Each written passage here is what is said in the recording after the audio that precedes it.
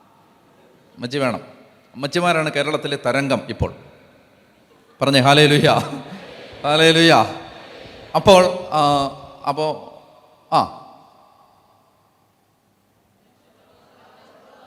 ക്രോധം.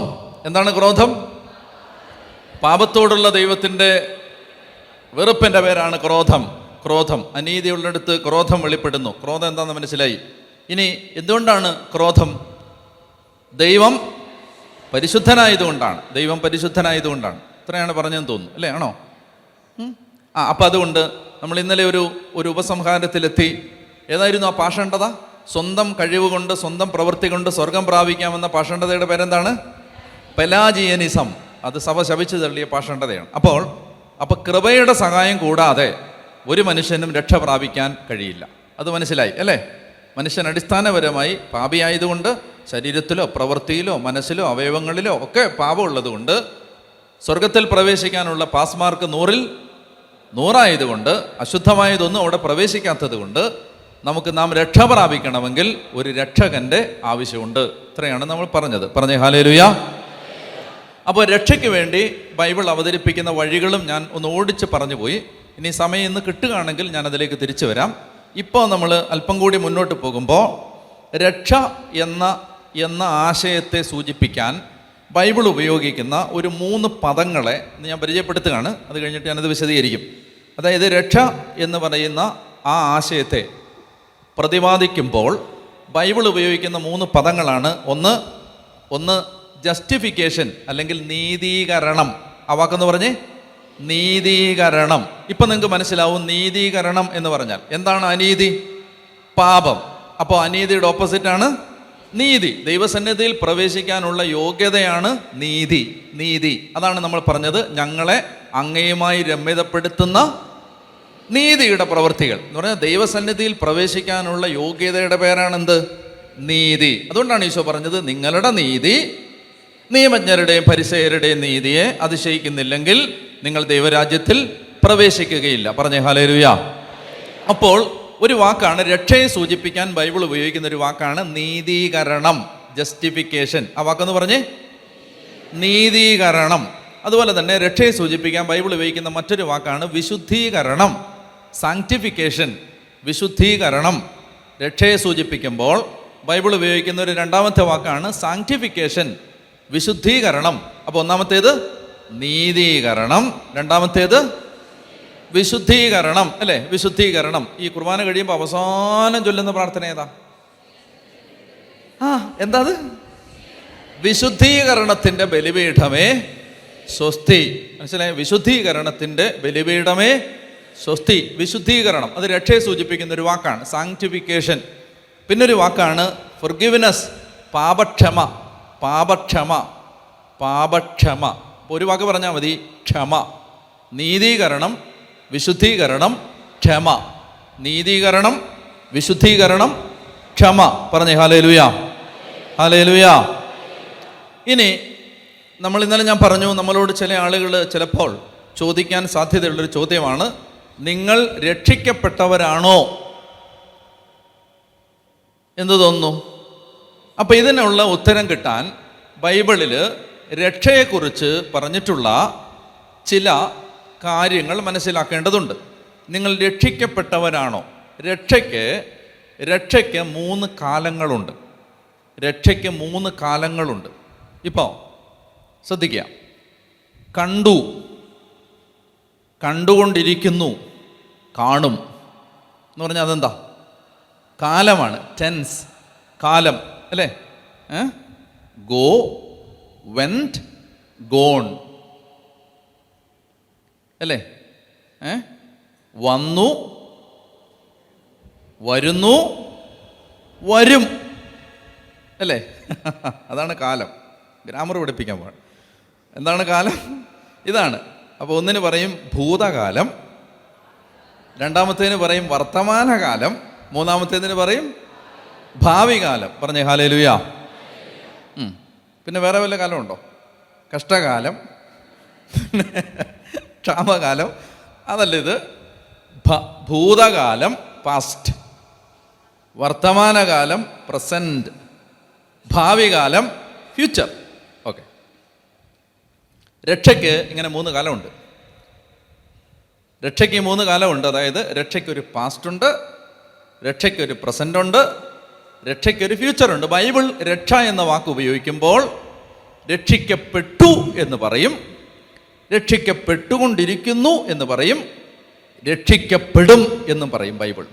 അതുകൊണ്ട് ആ ചോദ്യം നേരിടുന്നതിന് മുമ്പ് ഈ 3 കാര്യങ്ങൾ മനസ്സിലാക്കണം. രക്ഷിക്കപ്പെട്ടു, രക്ഷിക്കപ്പെട്ടുകൊണ്ടിരിക്കുന്നു, രക്ഷിക്കപ്പെടും. അപ്പോൾ ഈ രക്ഷയുടെ 3 കാലങ്ങൾ ഏതൊക്കെയാണത്? രക്ഷിക്കപ്പെട്ടു, രക്ഷിക്കപ്പെട്ടുകൊണ്ടിരിക്കുന്നു, രക്ഷിക്കപ്പെടും. അപ്പോൾ നമുക്ക് ഓരോന്നായിട്ട് വായിക്കാം. പാസ്റ്റ്, രക്ഷിക്കപ്പെട്ടു. എഫേസോസ് 2:5 വേഗം വേഗം വായിക്കണം. എഫേസോസ് 2:5. എഫേസോസ് 2:5. ക്രിസ്തു. അപ്പോൾ അതിന് തൊട്ട് മുമ്പത്തെ വാക്യം കൂടി വായിക്കാം. എന്നാൽ 4ാമത്തെ വാക്യം, എന്നാൽ ഉച്ചത്തിൽ വായിക്കാമോ? എന്നാൽ നമ്മൾ പാപം വഴി മരിച്ചവരായിരുന്നിട്ടും കരുണാസമ്പന്നനായ ദൈവം നമ്മോട് കാണിച്ച മഹത്തായ സ്നേഹത്താൽ ക്രിസ്തുവിനോട് കൂടെ നമ്മെ ജീവിപ്പിച്ചു. കൃപയാൽ നമ്മൾ രക്ഷിക്കപ്പെട്ടു. അത് ഏത് കാലമാണ്? അത് ഭൂതകാലമാണ്, അത് കഴിഞ്ഞ കാലമാണ്. രക്ഷിക്കപ്പെട്ടു, ഇത് കുരിശിൽ സംഭവിച്ച കാര്യമാണ്. നമ്മൾ രക്ഷിക്കപ്പെട്ടു. അപ്പൊ ഈ അർത്ഥത്തിൽ നിങ്ങൾ രക്ഷിക്കപ്പെട്ടവരാണോ? Yes or no? അതെ. അപ്പൊ ഒന്നുകൂടെ വായിക്കാം. എന്നാൽ നമ്മൾ പാപം വഴി മരിച്ചവരായിരുന്നിട്ടും കരുണാസമ്പന്നനായ ദൈവം നമ്മോട് കാണിച്ച മഹത്തായ സ്നേഹത്താൽ ക്രിസ്തുവിനോട് കൂടെ നമ്മെ ജീവിപ്പിച്ചു. കൃപയാൽ നിങ്ങൾ രക്ഷിക്കപ്പെട്ടു. പറഞ്ഞേ ഹല്ലേലൂയ, ഹല്ലേലൂയ. ഇനി 2-ാം അധ്യായത്തിൻ്റെ 8ാമത്തെ വാക്യം, വിശ്വാസം വഴി കൃപയാലാണ് നിങ്ങൾ രക്ഷിക്കപ്പെട്ടത്. അത് കഴിഞ്ഞതാണ്. നിങ്ങൾ രക്ഷിക്കപ്പെട്ടത് അത് നിങ്ങൾ നേടിയെടുത്തതല്ല, ദൈവത്തിൻ്റെ ദാനമാണ്. അപ്പം അതാണ് രക്ഷിക്കപ്പെട്ടു. ക്ലിയർ അല്ലേ? അതെ. 2ാമത്തേത് പ്രസന്റ്, രക്ഷിക്കപ്പെട്ടുകൊണ്ടിരിക്കുന്നു. അത് വായിക്കാം. 1 പത്രോസ് 1-ാം അധ്യായം 8-9 വാക്യങ്ങൾ. 1 Peter chapter 1, 8 and 9. 1 പത്രോസ് 1-ാം അധ്യായം 8-9 വാക്യങ്ങൾ ഉറക്കെ വായിക്കാം. പറഞ്ഞേ. അവനെ നിങ്ങൾ കണ്ടിട്ടില്ലെങ്കിലും സ്നേഹിക്കുന്നു, ഇപ്പോൾ കാണുന്നില്ലെങ്കിലും അവനിൽ വിശ്വസിച്ചുകൊണ്ട് അവാച്യവും മഹത്വപൂർണവുമായ സന്തോഷത്തിൽ നിങ്ങൾ മുഴുകുന്നു. അങ്ങനെ വിശ്വാസത്തിൻ്റെ ഫലമായി ആത്മാവിൻ്റെ രക്ഷ പ്രാപിച്ചുകൊണ്ടിരിക്കുകയും ചെയ്യുന്നു എന്നാണ്. ആത്മാവിൻ്റെ രക്ഷ ഇപ്പോൾ നിങ്ങൾ പ്രാപിക്കുന്നു എന്നാണ് അവിടെ ഉപയോഗിച്ചിരിക്കുന്ന ഗ്രാമർ ഒറിജിനലിൽ.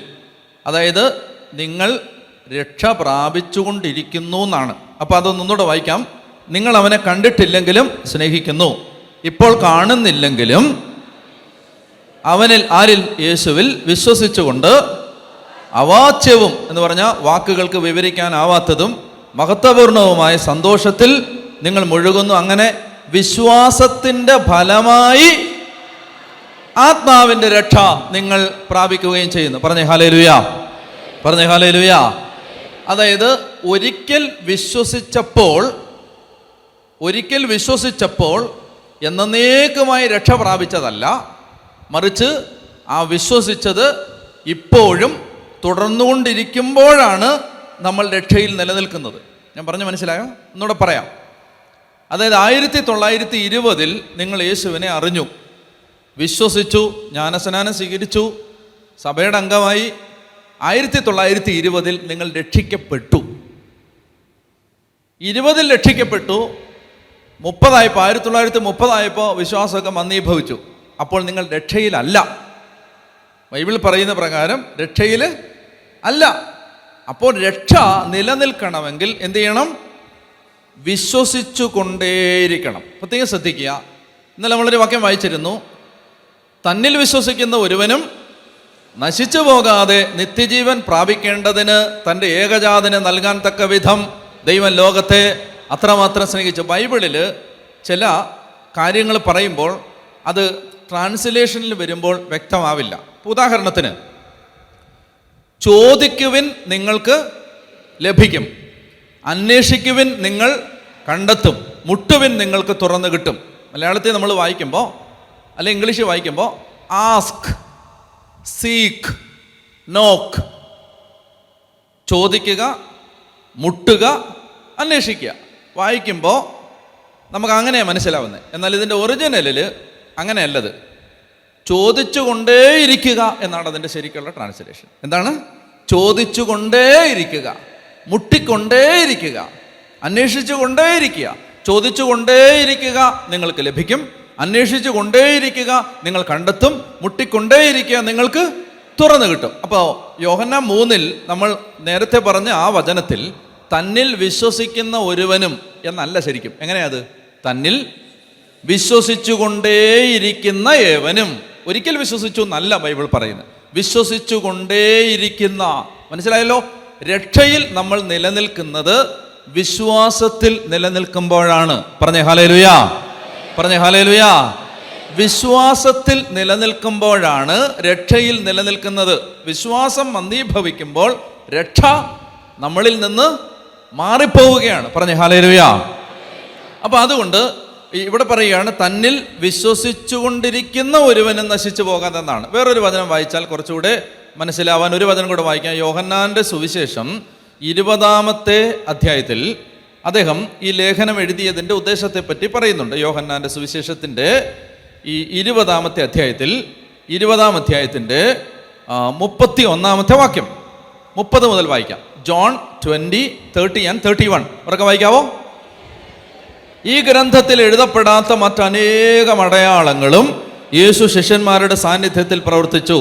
എന്നാൽ ഇവ തന്നെയും എന്ന് പറഞ്ഞാൽ യോഹന്നാൻ പറയുകയാണ്, ഞാൻ ഇവയെല്ലാം എഴുതിയിരിക്കുന്നത്, ഇതെല്ലാം ഞാൻ എഴുതി വച്ചിരിക്കുന്നത് യേശു ദൈവപുത്രനായ ക്രിസ്തുവാണെന്ന് നിങ്ങൾ വിശ്വസിക്കുന്നതിനും. അവിടെ ഉപയോഗിക്കുന്നത് ഗ്രാമർ വിശ്വസിച്ചു കൊണ്ടിരിക്കുന്നതിനും.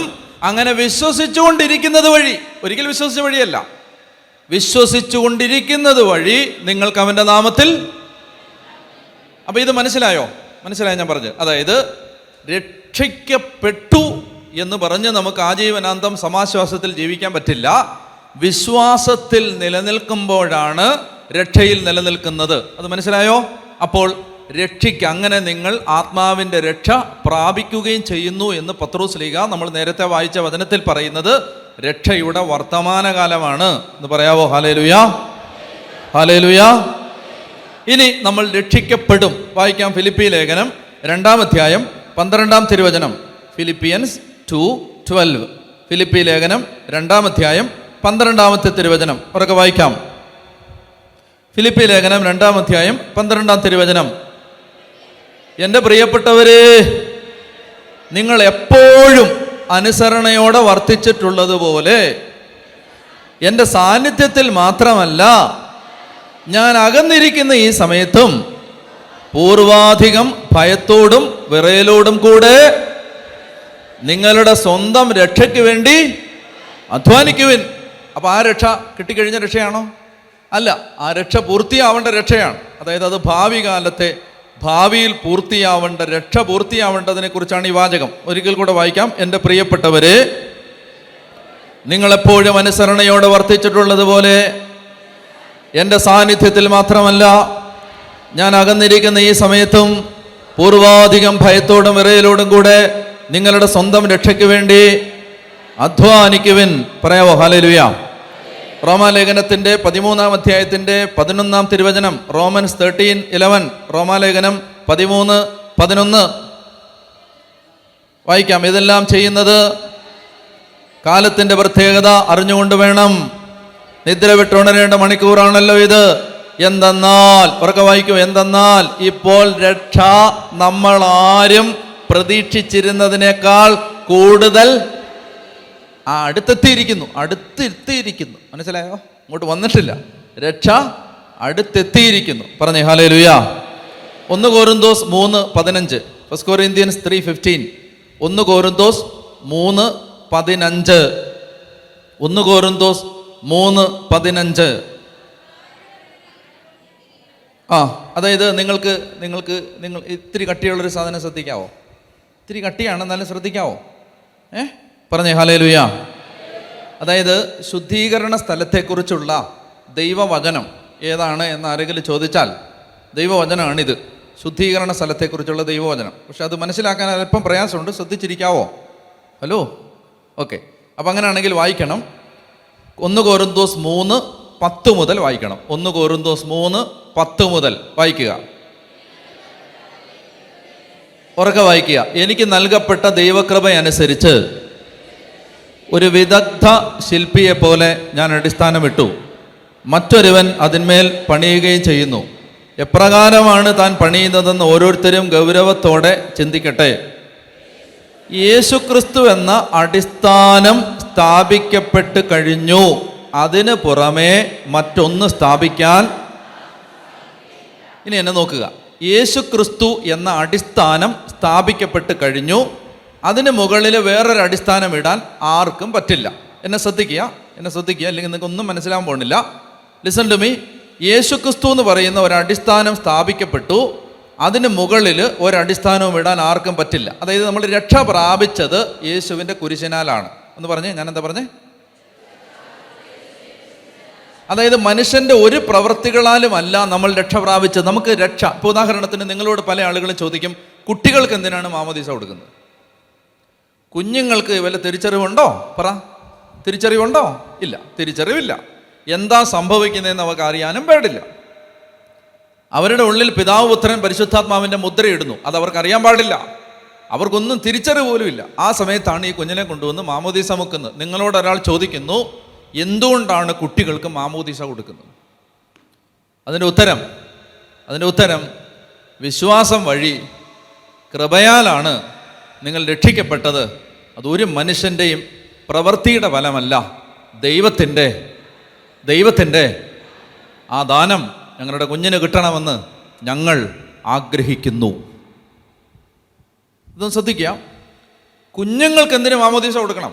അവർക്ക് തിരിച്ചറിവില്ലല്ലോ, അവർക്ക് വിശ്വസിക്കാനൊന്നും പറ്റത്തില്ല.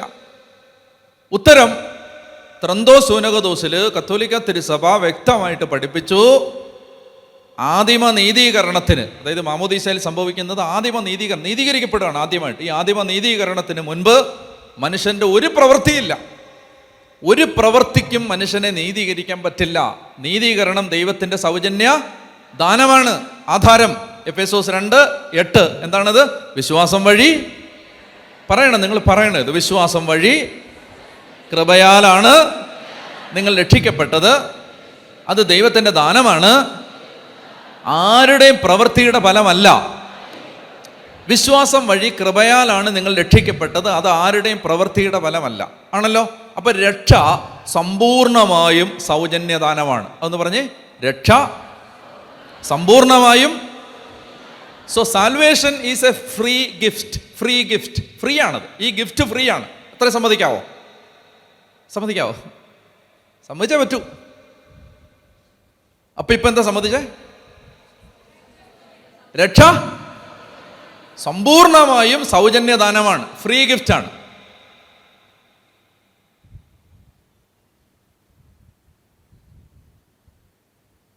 ഈ ഫ്രീ ഗിഫ്റ്റ് ഇവിടെ ഇരിക്കാന്ന് വെച്ചോ. ഞാനിവിടെ, നിങ്ങൾ ആഫ്രിക്കൻ ലഡു തിന്നിട്ടുണ്ടോ? ആഫ്രിക്കൻ ലഡു തിന്നിട്ടില്ലേ? ഇല്ലേ? ഞാനും തിന്നിട്ടില്ല. അങ്ങനെ ഒരു ലഡു ഇല്ല. എന്നാൽ ഞാൻ ഉദാഹരണത്തിൽ പറയുകയാണ്, ആഫ്രിക്കൻ ലഡു ഞാൻ ഇവിടെ കൊണ്ട് വെച്ചിരിക്കുകയാണ്. 1 2 3 4 5 6 7 8 9 10 11 ഇങ്ങനെ വെച്ചിരിക്കുകയാണ്, മൊത്തം വെച്ചിരിക്കുകയാണ് കേട്ടോ. ഇപ്പം ഞാൻ പറയുകയാണ്, ഈ ആഫ്രിക്കൻ ലഡു എന്ന രക്ഷ സൗജന്യദാനമാണ്, ഫ്രീ ഗിഫ്റ്റാണ്. Free gift.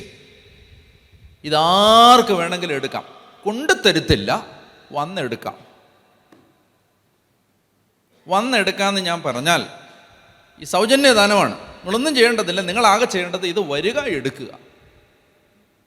ഈ ആഫ്രിക്കൻ ലഡു, നിങ്ങൾ ആഫ്രിക്കയിൽ പോയിട്ടില്ല, ഞാൻ ആഫ്രിക്കയിൽ പോയി കൊണ്ടുവന്ന ലഡുവാണിത്.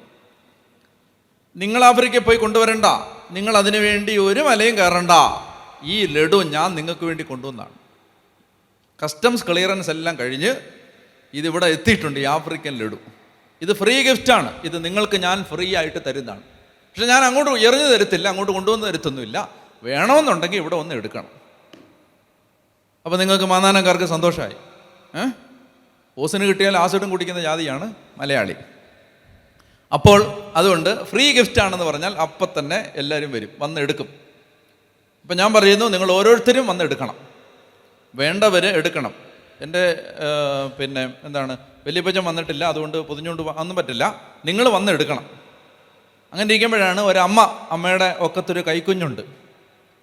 അപ്പോൾ അമ്മയും കുഞ്ഞും കൂടെ, കുഞ്ഞിനെ തന്നെ ഒന്നും എടുക്കാൻ പറ്റാത്തത് കൊണ്ട് അമ്മയും കുഞ്ഞും കൂടെ മുന്നോട്ട് വന്ന് അമ്മ ആ കുഞ്ഞിൻ്റെ കൈ പിടിപ്പിച്ച് ഈ ആഫ്രിക്കൻ ലഡു എടുത്തുകൊണ്ട് പോയാൽ ഈ ലഡു വെച്ച ഞാൻ കുറ്റം പറയുമോ? ഇത് ഞാൻ കൊടുക്കാൻ വെച്ചിരിക്കുന്ന, ഇത് ഫ്രീ ആണ്, ഇതെല്ലാവരും കഴിക്കണമെന്നാണ് എൻ്റെ ആഗ്രഹം. ഇത് കഴിച്ചാൽ നിങ്ങൾക്ക് അമർത്യത ഉണ്ടാവും, നിങ്ങൾ മരിക്കത്തില്ല. അങ്ങനെ ഒരു ലഡു ആണെങ്കിൽ ഇത് നിങ്ങളെല്ലാവരും കഴിക്കണമെന്നാണ് എൻ്റെ ആഗ്രഹം. തിരുസഭ ആരംഭകാലം മുതലേ, പിതാക്കന്മാരുടെ പ്രബോധനമുണ്ട്, ആരംഭകാലം മുതലേ, അതായത് AD 244 ഒരിജൻ എന്ന് പറയുന്ന സഭാപിതാവ് കുഞ്ഞുങ്ങൾക്ക് സ്നാനം കൊടുക്കുന്ന പതിവ് സഭയിലുണ്ട് എന്ന് ഒരിജൻ എന്നാണ് AD 244. മനസ്സിലായോ? അതായത് അപ്പോൾ പ്രാരംഭകാലം മുതലേ തിരുസഭയിൽ ഈ പതിവുണ്ട്. എന്താണ്? രക്ഷ എന്ന് പറയുന്ന യേശുവിൻ്റെ സൗജന്യദാനം ആർക്ക് വേണമെങ്കിലും എടുക്കാം. പറഞ്ഞേ ഹല്ലേലൂയ. ഒറ്റ കാര്യമുള്ള ഒരു ഒന്ന് ഈ ലഡു നല്ലതാണെന്ന് വിശ്വസിക്കണം, ഈ ലഡു തരുന്ന ആളെ വിശ്വസിക്കണം, എന്നിട്ട് ഇത് വന്ന് എടുക്കണം. ഇത്രയേ ഉള്ളൂ, വേറെ കാര്യമൊന്നുമില്ല. അപ്പം അങ്ങനെ ഇരിക്കുമ്പോഴാണ് അമ്മ വന്ന് കുഞ്ഞിനെയും കൊണ്ട് വന്ന് എടുത്തുകൊണ്ട് പോയി. അപ്പം നിങ്ങൾ പറയും, കുഞ്ഞ് വിശ്വസിച്ചില്ലല്ലോ. വിശ്വാസം വഴി കൃപയാലാണ് നിങ്ങൾ രക്ഷിക്കപ്പെട്ടത്. അപ്പോൾ കുഞ്ഞിന് വിശ്വാസമില്ലല്ലോ, അതല്ലേ ഇവിടുത്തെ പ്രശ്നം. കുഞ്ഞിന് വിശ്വാസമില്ലല്ലോ. അപ്പോഴാണ് എനിക്ക് വേറൊരു ചോദ്യം ചോദിക്കാനുള്ളത്. ഒരാൾക്ക് വേറൊരാൾക്ക് വേണ്ടി വിശ്വസിക്കാൻ പറ്റുമോ? നിങ്ങൾക്ക് എന്ത് തോന്നുന്നു? അതായത് ഒരാൾക്ക് മറ്റൊരാൾക്ക് വേണ്ടി വിശ്വസിക്കാൻ പറ്റുമോ? പറ്റും. എങ്ങനെ പറ്റും? പറഞ്ഞേ ഹല്ലേലൂയ. എങ്ങനെ പറ്റും? അതായത് 4 പേർ ചേർന്ന് ഒരു തളർവാദ രോഗിയെ യേശുവിൻ്റെ അടുത്തേക്ക് കൊണ്ടുവന്നു. അവർ തട്ടുപൊളിച്ച് തളർവാദ രോഗി യേശുവിൻ്റെ അടുത്തേക്ക് ഇറക്കി. അപ്പോൾ അവിടെ ബൈബിൾ പറയുകയാണ്, അവരുടെ വിശ്വാസം കണ്ട്, എടുത്തോണ്ട് വന്നവരുടെ വിശ്വാസം കണ്ട് യേശു തളർവാദ രോഗിയോട് പറഞ്ഞു എന്താണ്? മകനേ, നിന്റെ പാപം ക്ഷമിക്കപ്പെട്ടിരിക്കുന്നു. അപ്പോൾ ഒരാളുടെ പാപം ക്ഷമിക്കുന്നതിന് മറ്റൊരാളുടെ വിശ്വാസം വാലിഡ് ആണെന്ന് ബൈബിൾ പറയുന്നു. പറഞ്ഞേ ഹല്ലേലൂയ. കുഞ്ഞുങ്ങൾക്ക് മാമോദീസ കൊടുക്കുന്നത് എന്തുകൊണ്ടാണ്? ഉത്തരമാണ് ഞാൻ പറഞ്ഞുകൊണ്ടിരിക്കുന്നത്. എന്താണ്? 2 ഉത്തരമാണ്, 2 ആർഗ്യുമെൻ്റാണ് ഇതിനുള്ളത്. ഒന്നാമത്തെ ആർഗ്യുമെൻ്റാണ് എന്താണ്? രക്ഷ തികച്ചും സൗജന്യ ദാനമാണ്. രക്ഷ തികച്ചും സൗജന്യ ദാനമാണ്, ഫ്രീ ഗിഫ്റ്റ്. ആ ഫ്രീ ഗിഫ്റ്റ് എൻ്റെ കുഞ്ഞിന് കിട്ടണം എന്ന് ഞാൻ ആഗ്രഹിക്കുമ്പോൾ ആ കുഞ്ഞിന് ആ ഫ്രീ ഗിഫ്റ്റ് കൊടുക്കാൻ വേണ്ടി ഞാൻ വന്ന് ആ കുഞ്ഞിന് പകരം വിശ്വസിച്ച് ആ ഫ്രീ ഗിഫ്റ്റ് ആ കുഞ്ഞിന് ഞാൻ സ്വന്തമാക്കുന്നു. പറഞ്ഞേ ഹല്ലേലൂയ. അപ്പോൾ നിങ്ങൾ പറയും, മർക്കോസിൽ മറ്റൊരു വചനം ഉണ്ടല്ലോ. അവിടെയാണ് പ്രശ്നം. എന്താണ്? നിങ്ങൾ ലോകമെങ്ങും പോയി എല്ലാ സൃഷ്ടികളോടും സുവിശേഷം പ്രസംഗിക്കുവിൻ, വിശ്വസിച്ച് സ്നാനം സ്വീകരിക്കുന്നവർ രക്ഷ പ്രാപിക്കും, വിശ്വസിക്കാത്തവർ ശിക്ഷിക്കപ്പെടും. ശ്രദ്ധിച്ചേ. അപ്പോൾ ആ വചനം ഒന്ന് വായിച്ചോ. നമ്മൾ പഴുതടച്ചങ്ങ് പോകുന്ന നല്ലത്. മർക്കോസ് 16, മർക്കോസ് 16, 15-16. Mark 16, 15 and 16. മർക്കോസ് 16, 15, 16 വായിക്കാമോ? അവൻ അവരോട് പറഞ്ഞു, നിങ്ങൾ ലോകമെങ്ങും പോയി എല്ലാ സൃഷ്ടികളോടും സുവിശേഷം പ്രസംഗിക്കുവിൻ, വിശ്വസിച്ച് സ്നാനം സ്വീകരിക്കുന്നവർ രക്ഷിക്കപ്പെടും, വിശ്വസിക്കാത്തവൻ ശിക്ഷിക്കപ്പെടും. അപ്പോൾ കുഞ്ഞ് വിശ്വസിക്കുന്നില്ല. നമ്മൾ അതിന് ഒരു മറുപടി പറഞ്ഞത്, കുഞ്ഞ് വിശ്വസിക്കുന്നില്ലെങ്കിലും ആര് വിശ്വസിക്കുന്നുണ്ട്? മടുത്തോ? നിങ്ങൾ മടുത്തോ? ഞാൻ മറ്റേ സക്കവൂസ് മരത്തിൽ നിന്ന് ഇറങ്ങിയ കഥ പറയട്ടെ ഇനി? വേണ്ട. അപ്പോൾ എന്നാ പറ. അതായത് കുഞ്ഞിന് നമ്മൾ എന്ത് ചെയ്തു? ജ്ഞാനസ്നാനം കൊടുക്കുമ്പോൾ കുഞ്ഞിന് മാമോദീസ കുഞ്ഞ് വിശ്വസിക്കുന്നില്ല അല്ലേ? പക്ഷെ ആര് വിശ്വസിച്ചു? അപ്പം അത് ബൈബിൾ പ്രകാരം ശരിയാണോ? കുഞ്ഞിന് പകരം വേറൊരാൾ വിശ്വസിക്കുന്നത് ശരിയാണോ? ശരിയാണ്.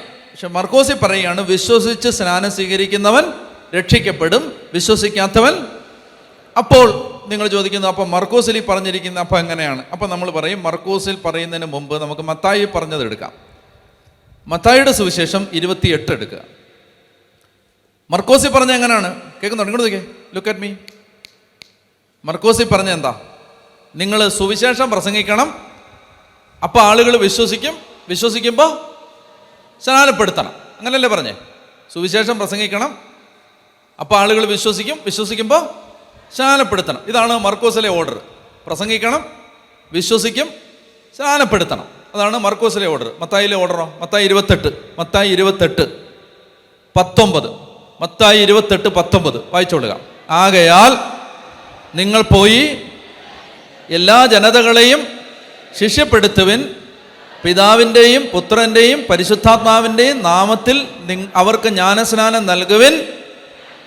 ജ്ഞാനസ്നാനം നൽകിയിട്ട് ഞാൻ നിങ്ങളോട് കൽപ്പിച്ചവയെല്ലാം അനുസരിക്കാൻ അവരെ. രണ്ടും വാലിഡാണ്.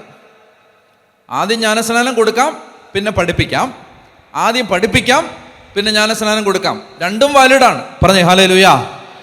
മനസ്സിലായല്ലോ? ആദ്യം പഠിപ്പിക്കാം, പഠിപ്പിച്ചിട്ട് അത് വിശ്വസിച്ചിട്ട് ജ്ഞാനസ്നാനം. അത് സഭയിലുണ്ടോ? ഉണ്ട്. മുതിർന്നവരുടെ ജ്ഞാനസ്നാനം സഭയിലുണ്ടോ? ഉണ്ട് ഉണ്ട് ഉണ്ട്. തിരുവനന്തപുരത്ത് വന്ന് അനേകം ആളുകൾ മാമോദീസ സ്വീകരിക്കുന്നുണ്ട്. അവരൊക്കെ മുതിർന്ന ആളുകളാണ് വന്ന് മാമോദീസ സ്വീകരിക്കുന്നത്. യേശുവിനെ വിശ്വസിച്ച് പ്രസംഗം യൂട്യൂബിലൊക്കെ കേട്ട് വചനം വിശ്വസിച്ച് ജ്ഞാനസ്നാനം സ്വീകരിക്കുന്ന ഒരുപാട് ആളുകളുണ്ട്. ആ ഒരുപാട് ആളുകൾ മാമോദീസ സ്വീകരിക്കുന്നത് മുതിർന്ന ആളുകളാണ്. വചനം കേട്ടു, വിശ്വസിച്ചു, ജ്ഞാനസ്നാനം സ്വീകരിച്ചു. എന്നാൽ തിരുസഭയിൽ കുഞ്ഞുങ്ങൾക്ക് മാമോദീസ കൊടുക്കുമ്പോൾ എന്ത് ചെയ്യുന്നു? മാതാപിതാക്കന്മാർ അവർക്ക് പകരം വിശ്വസിച്ചു, എന്നിട്ട് അവർക്ക് ജ്ഞാനസ്നാനം കൊടുത്തു, എന്നിട്ട് അവരെ പഠിപ്പിച്ചു. പറഞ്ഞേ ഹല്ലേലൂയ. ഇനി അടുത്ത പ്രശ്നം, വിശ്വാസം ഏറ്റു പറയണ്ടേ? രക്ഷിക്കപ്പെടുന്ന ആൾ വിശ്വാസം ഏറ്റു പറയണ്ടേ? യേശു കർത്താവാണെന്ന് അധരം കൊണ്ട് ഏറ്റു പറയുകയും ദൈവനെ മരിച്ചവരിൽ നിന്ന് ഉയർപ്പിച്ചുവെന്ന് ഹൃദയത്തിൽ വിശ്വസിക്കുകയും ചെയ്താലേ നീ രക്ഷ പ്രാപിക്കത്തുള്ളൂ. അപ്പോൾ വിശ്വാസം ഏറ്റു പറയണ്ടേ? ഈ കുഞ്ഞ് വിശ്വാസം ഏറ്റു പറഞ്ഞില്ലല്ലോ.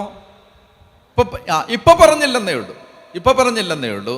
പക്ഷേ ഈ കുഞ്ഞിന് പ്രായപൂർത്തിയാകുമ്പോൾ അറിവാകുന്ന സമയം മുതൽ അതിർവാനം സ്വീകരിക്കുന്ന സമയം ഒരു ഉദാഹരണത്തിനെടുത്താൽ ആ സമയം മുതൽ മരണം വരെ ഓരോ പരിശുദ്ധ കുർബാനയിലും മാമോദീസായിൽ എന്താണോ വിശ്വസിച്ചത് അത് ഈ കുഞ്ഞ് മരണം വരെ ഏറ്റുപറഞ്ഞുകൊണ്ടിരിക്കുകയാണ്. പറഞ്ഞേ ഹല്ലേലൂയ. നിങ്ങൾക്ക് മനസ്സിലാവുന്നുണ്ടോ? അതുകൊണ്ട് മാമോദീസായുടെ ശക്തിയെ നിസ്സാരമാക്കരുത്. പറഞ്ഞേ ഹല്ലേലൂയ. ഞാൻ ഛത്തീസ്ഗഡിൽ നമ്മൾ പോകുന്ന ഒരു ഗ്രാമത്തിൻ്റെ പേരാണ് സിംഗിൾ ദ്വീപ്. ദ്വീപല്ല, പേരാ സിംഗിൾ ദ്വീപ് എന്നാണ്. അപ്പോൾ സിംഗിൾ ദ്വീപിൽ ഞങ്ങൾ ചെല്ലുന്ന സമയത്ത് അവിടെ ആദ്യമൊക്കെ ഒരു 8 പേര് 10 പേരൊക്കെയാണ് ഒരു വീട്ടിലാണ് കൂടുന്നത്. അപ്പോൾ അവിടെ സുവിശേഷം പ്രസംഗിച്ചിട്ട് അങ്ങനെ അവരെ ഒരുക്കും. പിന്നെ കർത്താവിനെ സ്വീകരിക്കുന്നവർ പിന്നീട് കാലാന്തരത്തിൽ സഭയുടെ ഭാഗമാകും. അങ്ങനെയാണ് അവിടുത്തെ സുവിശേഷ വേല നടക്കുന്നത്. അപ്പോൾ അവിടെ ചെല്ലുന്ന സമയത്ത് ഞാൻ ആദ്യം അവിടെ ചെല്ലുമ്പോൾ ഒരു ചെറുപ്പക്കാരൻ ഈ ഈശോയുടെ പാട്ടൊക്കെ അങ്ങോട്ട് പാടി പ്രാർത്ഥിക്കാൻ തുടങ്ങിയപ്പോഴേ പിശാച് അങ്ങോട്ട് ഇളകി. അതായത് യേശുവിനെ പ്രത്യേകിച്ച് ഇന്ത്യയിലെ ഇതുപോലെ റിമോട്ടായ വിദൂരമായ ഗ്രാമങ്ങളിലെല്ലാം പ്രശ്നം പൈശാചിക ബാധയുള്ള അനേകായിരങ്ങളുണ്ട് അവിടെ, പൈശാചിക ബാധയുള്ളവർ. അപ്പോൾ അതുകൊണ്ട് അവരുടെ ഇടയിൽ ചെല്ലുമ്പോൾ നമ്മുടെ ഒരു പ്രധാനപ്പെട്ട ശുശ്രൂഷ എന്ന് പറഞ്ഞാൽ ഇപ്പോൾ ഇവിടെ എന്ന് പറഞ്ഞാൽ ഇപ്പോൾ വചനം പ്രസംഗിച്ചുകൊണ്ടിരിക്കുമ്പോൾ ഭൂതം ഇളകത്തില്ല. കാരണം എന്താ? ഉള്ള ഭൂതമൊക്കെ മനമര്യാദയുള്ള ഭൂതമാണ്. അതങ്ങനെ പരസ്യമായിട്ട് വെളിപ്പെടുന്ന ഭൂതമല്ല. ഇനി പള്ളി വെച്ച് വെളിപ്പെടുന്ന ഭൂതമല്ല ഇതിനകത്തൊക്കെ ഉള്ളത്. അതൊക്കെ ഈ അടുക്കളയിൽ ചെന്നിട്ടും വീട്ടിൽ ചെന്നിട്ടും ഒക്കെയാണ് ഈ ഭൂതം വെളിപ്പെടുന്നത്. പറഞ്ഞേ ഹല്ലേലൂയ. എന്നാൽ അവിടേക്കുള്ള ഭൂതം കുറേ കൂടെ സത്യസന്ധമായ ഭൂതമാണ്, കള്ളത്തരമില്ലാത്ത ഭൂതമാണ്. അത് യേശുവിൻ്റെ നാമം പറയുമ്പോൾ അപ്പോൾ ഇളകും. പറഞ്ഞേ ഹല്ലേലൂയ. അതങ്ങനെയാണ്. അത് ഒറീസയിൽ പോയാലും ഛത്തീസ്ഗഡിൽ പോയാലും പഞ്ചാബിൽ പോയാലും ഒക്കെ ഉള്ള കാര്യം എന്ന് പറഞ്ഞാൽ ഈ ശുശ്രൂഷയുടെ പ്രധാനപ്പെട്ട ഒരു ഭാഗം ഈ ഭൂതത്തെ പുറത്താക്കലാണ്. പറഞ്ഞേ ഹല്ലേലൂയ. അപ്പം അങ്ങനെ ഈ ഭൂതം ഇളകി. ഇങ്ങനെ ആദ്യം അങ്ങോട്ട് ഒരു പാട്ടങ്ങോട്ട് ഈശോടെ ഒരു പാട്ടങ്ങോട്ട് പാട്ടുകാരൻ പാടിയതേ ഉള്ളൂ. അപ്പം തന്നെ ഭൂതം ഇളകി കഴിഞ്ഞാൽ പിന്നെ നമുക്ക് ഭൂതത്തെ പറഞ്ഞു വിടാതെ അടുത്ത പരിപാടി നടക്കത്തില്ല. ഭൂതം ഭയങ്കര അലമ്പുണ്ടാക്കും. അപ്പം അതുകൊണ്ട് ഞങ്ങൾ ചെന്നു, പ്രാർത്ഥിച്ചു, ഭൂതം അടങ്ങി, ഭൂതം പോയി, ഇവൻ്റെ മര്യാദയായി. അടുത്ത പ്രാവശ്യം ചെന്നപ്പോഴും ഇതാ ഭൂതം ഇളകുകയാണ്. സെയിം. മൂന്നാമത്തെ പ്രാവശ്യം ചെന്നപ്പോഴും അപ്പോഴും പ്രാർത്ഥിച്ചു, ഭൂതം പോയി. മൂന്നാമത്തെ പ്രാവശ്യം ചെന്നപ്പോഴും. അപ്പം ഞാൻ അവനോട് പറഞ്ഞു, നിങ്ങൾ ശ്രദ്ധിച്ചോണം. ഇപ്പം ഇന്നലെ ഇവിടെ വന്നില്ലേ അച്ഛൻ, ആദർശ അച്ഛൻ എൻ്റെ കൂടെ ഉണ്ടായിരുന്നു ആ സമയത്ത്. അപ്പോൾ അച്ഛൻ ഇവിടെ സൈഡിൽ നിൽക്കുകയാണ്, ഞാൻ അവനെ വിളിച്ചു. അവനെ വിളിച്ചിട്ട് അവനോട് ഞാൻ പറഞ്ഞു, അവൻ്റെ പേര് ലക്കി എന്നാണ്, ലക്കി. അപ്പം എനിക്ക് ഹിന്ദി അറിഞ്ഞൂടാ കേട്ടോ. എനിക്ക് ആകെ അറിയാവുന്ന ഹിന്ദി ആദിമേം ശബ്ദ ശബ്ദ് ഈശ്വർധ്വ എന്നുള്ളത് മാത്രമാണ് എൻ്റെ ഹിന്ദി. മേം ജഗത് കാ ജ്യോതി ഹും, അതൊക്കെയാണ് എൻ്റെ ഹിന്ദി. അപ്പോൾ അതുകൊണ്ട് പിന്നെ എനിക്ക് ഹിന്ദി അറിഞ്ഞൂടാ. അപ്പം ഞാൻ ചെയ്യുന്നത് എന്താണെന്ന് വെച്ചാൽ ഞാൻ ഇംഗ്ലീഷിൽ പ്രസംഗിക്കും. അപ്പോൾ ആ ട്രാൻസ്ലേറ്റ് ചെയ്യാൻ ഒരു ചെറുപ്പക്കാരനുണ്ട്, അവൻ ഛത്തീസ്ഗഡിലേക്ക് ട്രാൻസ്ലേറ്റ് ചെയ്യും. ലക്കിക്ക് ഇംഗ്ലീഷ് അറിഞ്ഞുകൂടാ. അപ്പം ഞാൻ പറയുകയാണ്, ലക്കി പ്രാർത്ഥിക്കുന്നു ഭൂതം പോകുന്നു, ഞങ്ങൾ പോകുന്നു ഭൂതം തിരിച്ചു വരുന്നു, പ്രാർത്ഥിക്കുന്നു ഭൂതം പോകുന്നു, ഞങ്ങൾ പോകുന്നു ഭൂതം തിരിച്ചു വരുന്നു. ഇതാണ് ഇപ്പോഴത്തെ ഒരവസ്ഥ. ഈ ഭൂതം എന്നേക്കുമായിട്ട് നിന്നെ വിട്ടുപോകണമെങ്കിൽ ഞാൻ നിന്നോട് പറയുന്നു, പിതാവിൻ്റെയും പുത്രൻ്റെയും പരിശുദ്ധാത്മാവിൻ്റെയും നാമത്തിൽ ജ്ഞാനസ്നാനം സ്വീകരിക്കുകയും യേശുവിനെ രക്ഷകനും നാഥനും ദൈവവും കർത്താവുമായി സ്വീകരിക്കുകയും ചെയ്താൽ നിന്റെ ജീവിതത്തിൽ നിന്ന് ഈ ഭൂതം എന്നേക്കുമായിട്ട് വിട്ടുപോകും. കേൾക്കണേ, ഞാൻ പറയുന്നത് ഇംഗ്ലീഷിലാണ്. ഇവൻ ഇളകി എല്ലാവരും ഇവനെ പിടിച്ചിങ്ങനെ അലറി വിളിക്കണം. ആ സമയത്ത് ഞാൻ പറയുകയാണ്, ലക്കി ഞാൻ ഇംഗ്ലീഷിൽ പറയുന്നു, നിങ്ങൾക്ക് മലയാളികളായതുകൊണ്ട് ഞാൻ മലയാളത്തിൽ പറയുന്നു. ഞാൻ അവനോട് ഇംഗ്ലീഷിൽ പറഞ്ഞത് എങ്ങനെയാണ്, ലക്കി നിന്റെ ഈ ഭൂതം എന്നേക്കുമായി വിട്ടുപോകണമെങ്കിൽ നീ യേശുവിനെ രക്ഷകനും നാഥനുമായി സ്വീകരിക്കുകയും പിതാവിൻ്റെയും പുത്രൻ്റെയും പരിശുദ്ധാത്മാവിൻ്റെയും നാമത്തിൽ ജ്ഞാനസ്നാനം സ്വീകരിക്കുകയും ചെയ്താലേ ഈ ഭൂതം നിന്നെ എന്നേക്കുമായി വിട്ടുപോകൂ എന്ന് ഞാൻ ഇംഗ്ലീഷിൽ പറയുമ്പോൾ ട്രാൻസ്ലേറ്റ് ചെയ്യുന്ന പയ്യൻ ട്രാൻസ്ലേഷൻ തുടങ്ങുന്നതിന് മുമ്പ് ഇവൻ അലറി പറഞ്ഞു, നോ. ഞാൻ നോക്കുമ്പോൾ ആദർശച്ചൻ ഇങ്ങനെ പിടിക്കുകയാണ് വീഴാതിരിക്കാൻ വേണ്ടി. അതായത് അച്ഛൻ എൻ്റെ അടുത്ത് പറയുകയാണ്, എൻ്റെ ദൈവമേ, വിശ്വാസം വളരണമെങ്കിൽ ഛത്തീസ്ഗഡിൽ വന്നാൽ മതി. ഭാഷ അറിയാത്തവൻ യേശുവിൻ്റെ നാമത്തിൽ ജ്ഞാനസ്നാനം സ്വീകരിക്കണമെന്ന് ഞാൻ ഇംഗ്ലീഷിൽ പറയുമ്പോൾ അവൻ അത്രയും നേരം അവന് ട്രാൻസ്ലേറ്റ് ചെയ്താലേ മനസ്സിലാവൂ. അത് പറയുമ്പോൾ അവൻ പറയാണ്, നോ നോ. ഞാൻ പറഞ്ഞു, യേസ്, മാമോദീസ സ്വീകരിക്കണോടാ. ഞാൻ അച്ഛൻ്റെ അടുത്ത് പറഞ്ഞു, അച്ഛാ ഇവൻ മര്യാദയാവുമ്പോൾ സമാധാനമാവുമ്പോൾ അച്ഛൻ ഇവനെ കാര്യങ്ങൾ പറഞ്ഞ് മനസ്സിലാക്കുക, എന്നിട്ട് ഇവനെ മാമോദീസയ്ക്ക് ഒരുക്കുക, എന്നിട്ട് അടുത്ത പ്രാവശ്യം വരുമ്പോൾ നമ്മൾ ഇവന് മാമോദീസ കൊടുക്കും. അങ്ങനെ അടുത്ത പ്രാവശ്യം ഛത്തീസ്ഗഡിൽ ചെന്നപ്പോൾ ഞങ്ങൾ ഇവന് മാമോദീസ കൊടുത്തു. മാമോദീസ കൊടുത്തതിന് ശേഷം ഇപ്പോൾ ഏതാണ്ട് 1.5 വർഷം കഴിയുന്നു. മാമോദീസ കൊടുത്തതിന് ശേഷം പിന്നീട് എപ്പോൾ പ്രാർത്ഥിച്ചാലും എപ്പോൾ ആരാധിച്ചാലും അവന് യാതൊരു പ്രശ്നമില്ലെന്ന് മാത്രമല്ല, പിറ്റേ ആഴ്ചയിൽ അവൻ്റെ കുടുംബജീവിതത്തിലുണ്ടായിരുന്ന അസ്വസ്ഥത മാറി. 2-3 മാസം കഴിയുമ്പോൾ അവൻ്റെ ഭാര്യ ഗർഭിണിയായി, കുഞ്ഞില്ലാതിരുന്ന് കുഞ്ഞുണ്ടായി. ഇപ്പം ഞാൻ ഈ ഭോപ്പാലിൽ കഴിഞ്ഞ ആഴ്ച ഈ ഒറീസ, ഛത്തീസ്ഗഡ്, പഞ്ചാബ്, ത്രിപുര ഭാഗത്തു നിന്നുള്ള യുവജനങ്ങളെ കൂട്ടി ഒരു 10-400 യൂത്തിന് ഒരു ധ്യാനം ഉണ്ടായിരുന്നു ഈ ഭോപ്പാലിൽ. അപ്പം ഞാൻ അവിടെ ചെന്നപ്പോൾ ലക്കി ഇരിപ്പുണ്ട്. അവിടെ ഒരു 2ാമത്തെ സീറ്റ്, 2ാമത്തെ നിരയിൽ ലക്കി ഇരിപ്പുണ്ട്. പ്രാർത്ഥിക്കുമ്പോൾ, അതായത് അന്ന് മാമോദീസ സ്വീകരിച്ചത് മുതൽ ലക്കിയിൽ പൈശാചിക ഉപദ്രവങ്ങളില്ല. നിങ്ങൾക്ക് മനസ്സിലാവുന്നുണ്ടോ ഇത്? അതായത് മാമോദീസ, യേശുവിനെ ഏറ്റുപറയുകയും മാമോദീസ സ്വീകരിക്കുകയും ചെയ്യുമ്പോൾ ദൈവത്തിൻ്റെ ശക്തി, ചൈതന്യം, കൃപാവരം, രക്ഷ, യേശുവിൻ്റെ രക്ഷ നമ്മുടെ അകത്തേക്ക് പ്രവേശിക്കുന്ന വിവരം കുഞ്ഞുങ്ങളായിരുന്നപ്പോൾ മാമോദീസ സ്വീകരിച്ചുകൊണ്ട് നമുക്ക് കാര്യമായിട്ടൊന്നും അറിഞ്ഞുകൂടാ. പക്ഷേ ഈ രക്ഷയാണ് കടന്നു വരുന്നത്. അപ്പം ഞാൻ പറഞ്ഞു വന്നത് എന്തെന്ന് വെച്ചാൽ, ഇതിന് ശേഷം അപ്പോൾ കുഞ്ഞുങ്ങൾക്ക് മാമോദീസ കൊടുക്കുന്നത് എന്തിനാണ് എന്ന് ചോദിച്ചാൽ അതിൻ്റെ ഉത്തരം എന്താണ്? വിശ്വാസം വഴി കൃപയാലാണ് നിങ്ങൾ രക്ഷിക്കപ്പെട്ടത്, അത് ദൈവത്തിൻ്റെ ദാനമാണ്. അവർക്ക് പറഞ്ഞേ ഹല്ലേലൂയാ, പറഞ്ഞേ ഹല്ലേലൂയാ. അവ രക്ഷിക്കപ്പെട്ടുകൊണ്ടിരിക്കുന്നു, രക്ഷിക്കപ്പെടും. അപ്പോൾ ഫ്യൂച്ചറാണ് ഇപ്പം ഞാൻ പറഞ്ഞുകൊണ്ടിരിക്കുന്നത്. 1 കൊരിന്തോസ് 3:15, 1 കൊരിന്തോസ് 3:15 വായിക്കാം. 1 കൊരിന്തോ ഞാൻ ഈ ശുദ്ധീകരണ സ്ഥലം പറഞ്ഞുകൊണ്ടിരിക്കുകയായിരുന്നു അല്ലേ? അത് പറഞ്ഞപ്പോഴാണ് ഇവിടുന്ന് പോയത് അല്ലേ? അപ്പോൾ 15 വായിക്കുന്നതിന് മുമ്പ് 10 വായിക്കാം, 14 വായിക്കാം. യേശുക്രിസ്തു എന്ന അടിസ്ഥാനം സ്ഥാപിക്കപ്പെട്ടു. 1 കൊരിന്തോസ് 3:14 വായിക്കൂ. 1 കൊരിന്തോസ് 3:14. 1 കൊരിന്തോസ് 3:14, സോറി 14 അല്ല, 11. യേശുക്രിസ്തു എന്ന അടിസ്ഥാനം സ്ഥാപിക്കപ്പെട്ട് കഴിഞ്ഞു, അതിനു പുറമെ മറ്റൊന്ന് സ്ഥാപിക്കാൻ ആർക്ക് സാധിക്കില്ല. അപ്പൊ അടിസ്ഥാനം, അപ്പൊ മാമോദീസായിൽ നമ്മളെ ക്രിസ്തീയ ജീവിതത്തിന്റെ അടിസ്ഥാനം ഇട്ടു. ആരാണ് അടിസ്ഥാനം? ആ മൂലക്കല്ല് ആരാണ് അല്ലേ? പണിക്കാർ ഉപേക്ഷിച്ച് കളഞ്ഞ കല്ല് മൂലക്കല്ലായി തീർന്നു. ആ കല്ലാണ് യേശു. ആ അടിസ്ഥാനം, ആ അടിസ്ഥാനശില, ആ ആധാരശില, ആ ആണിക്കല്ല് ആരാണത്? യേശു.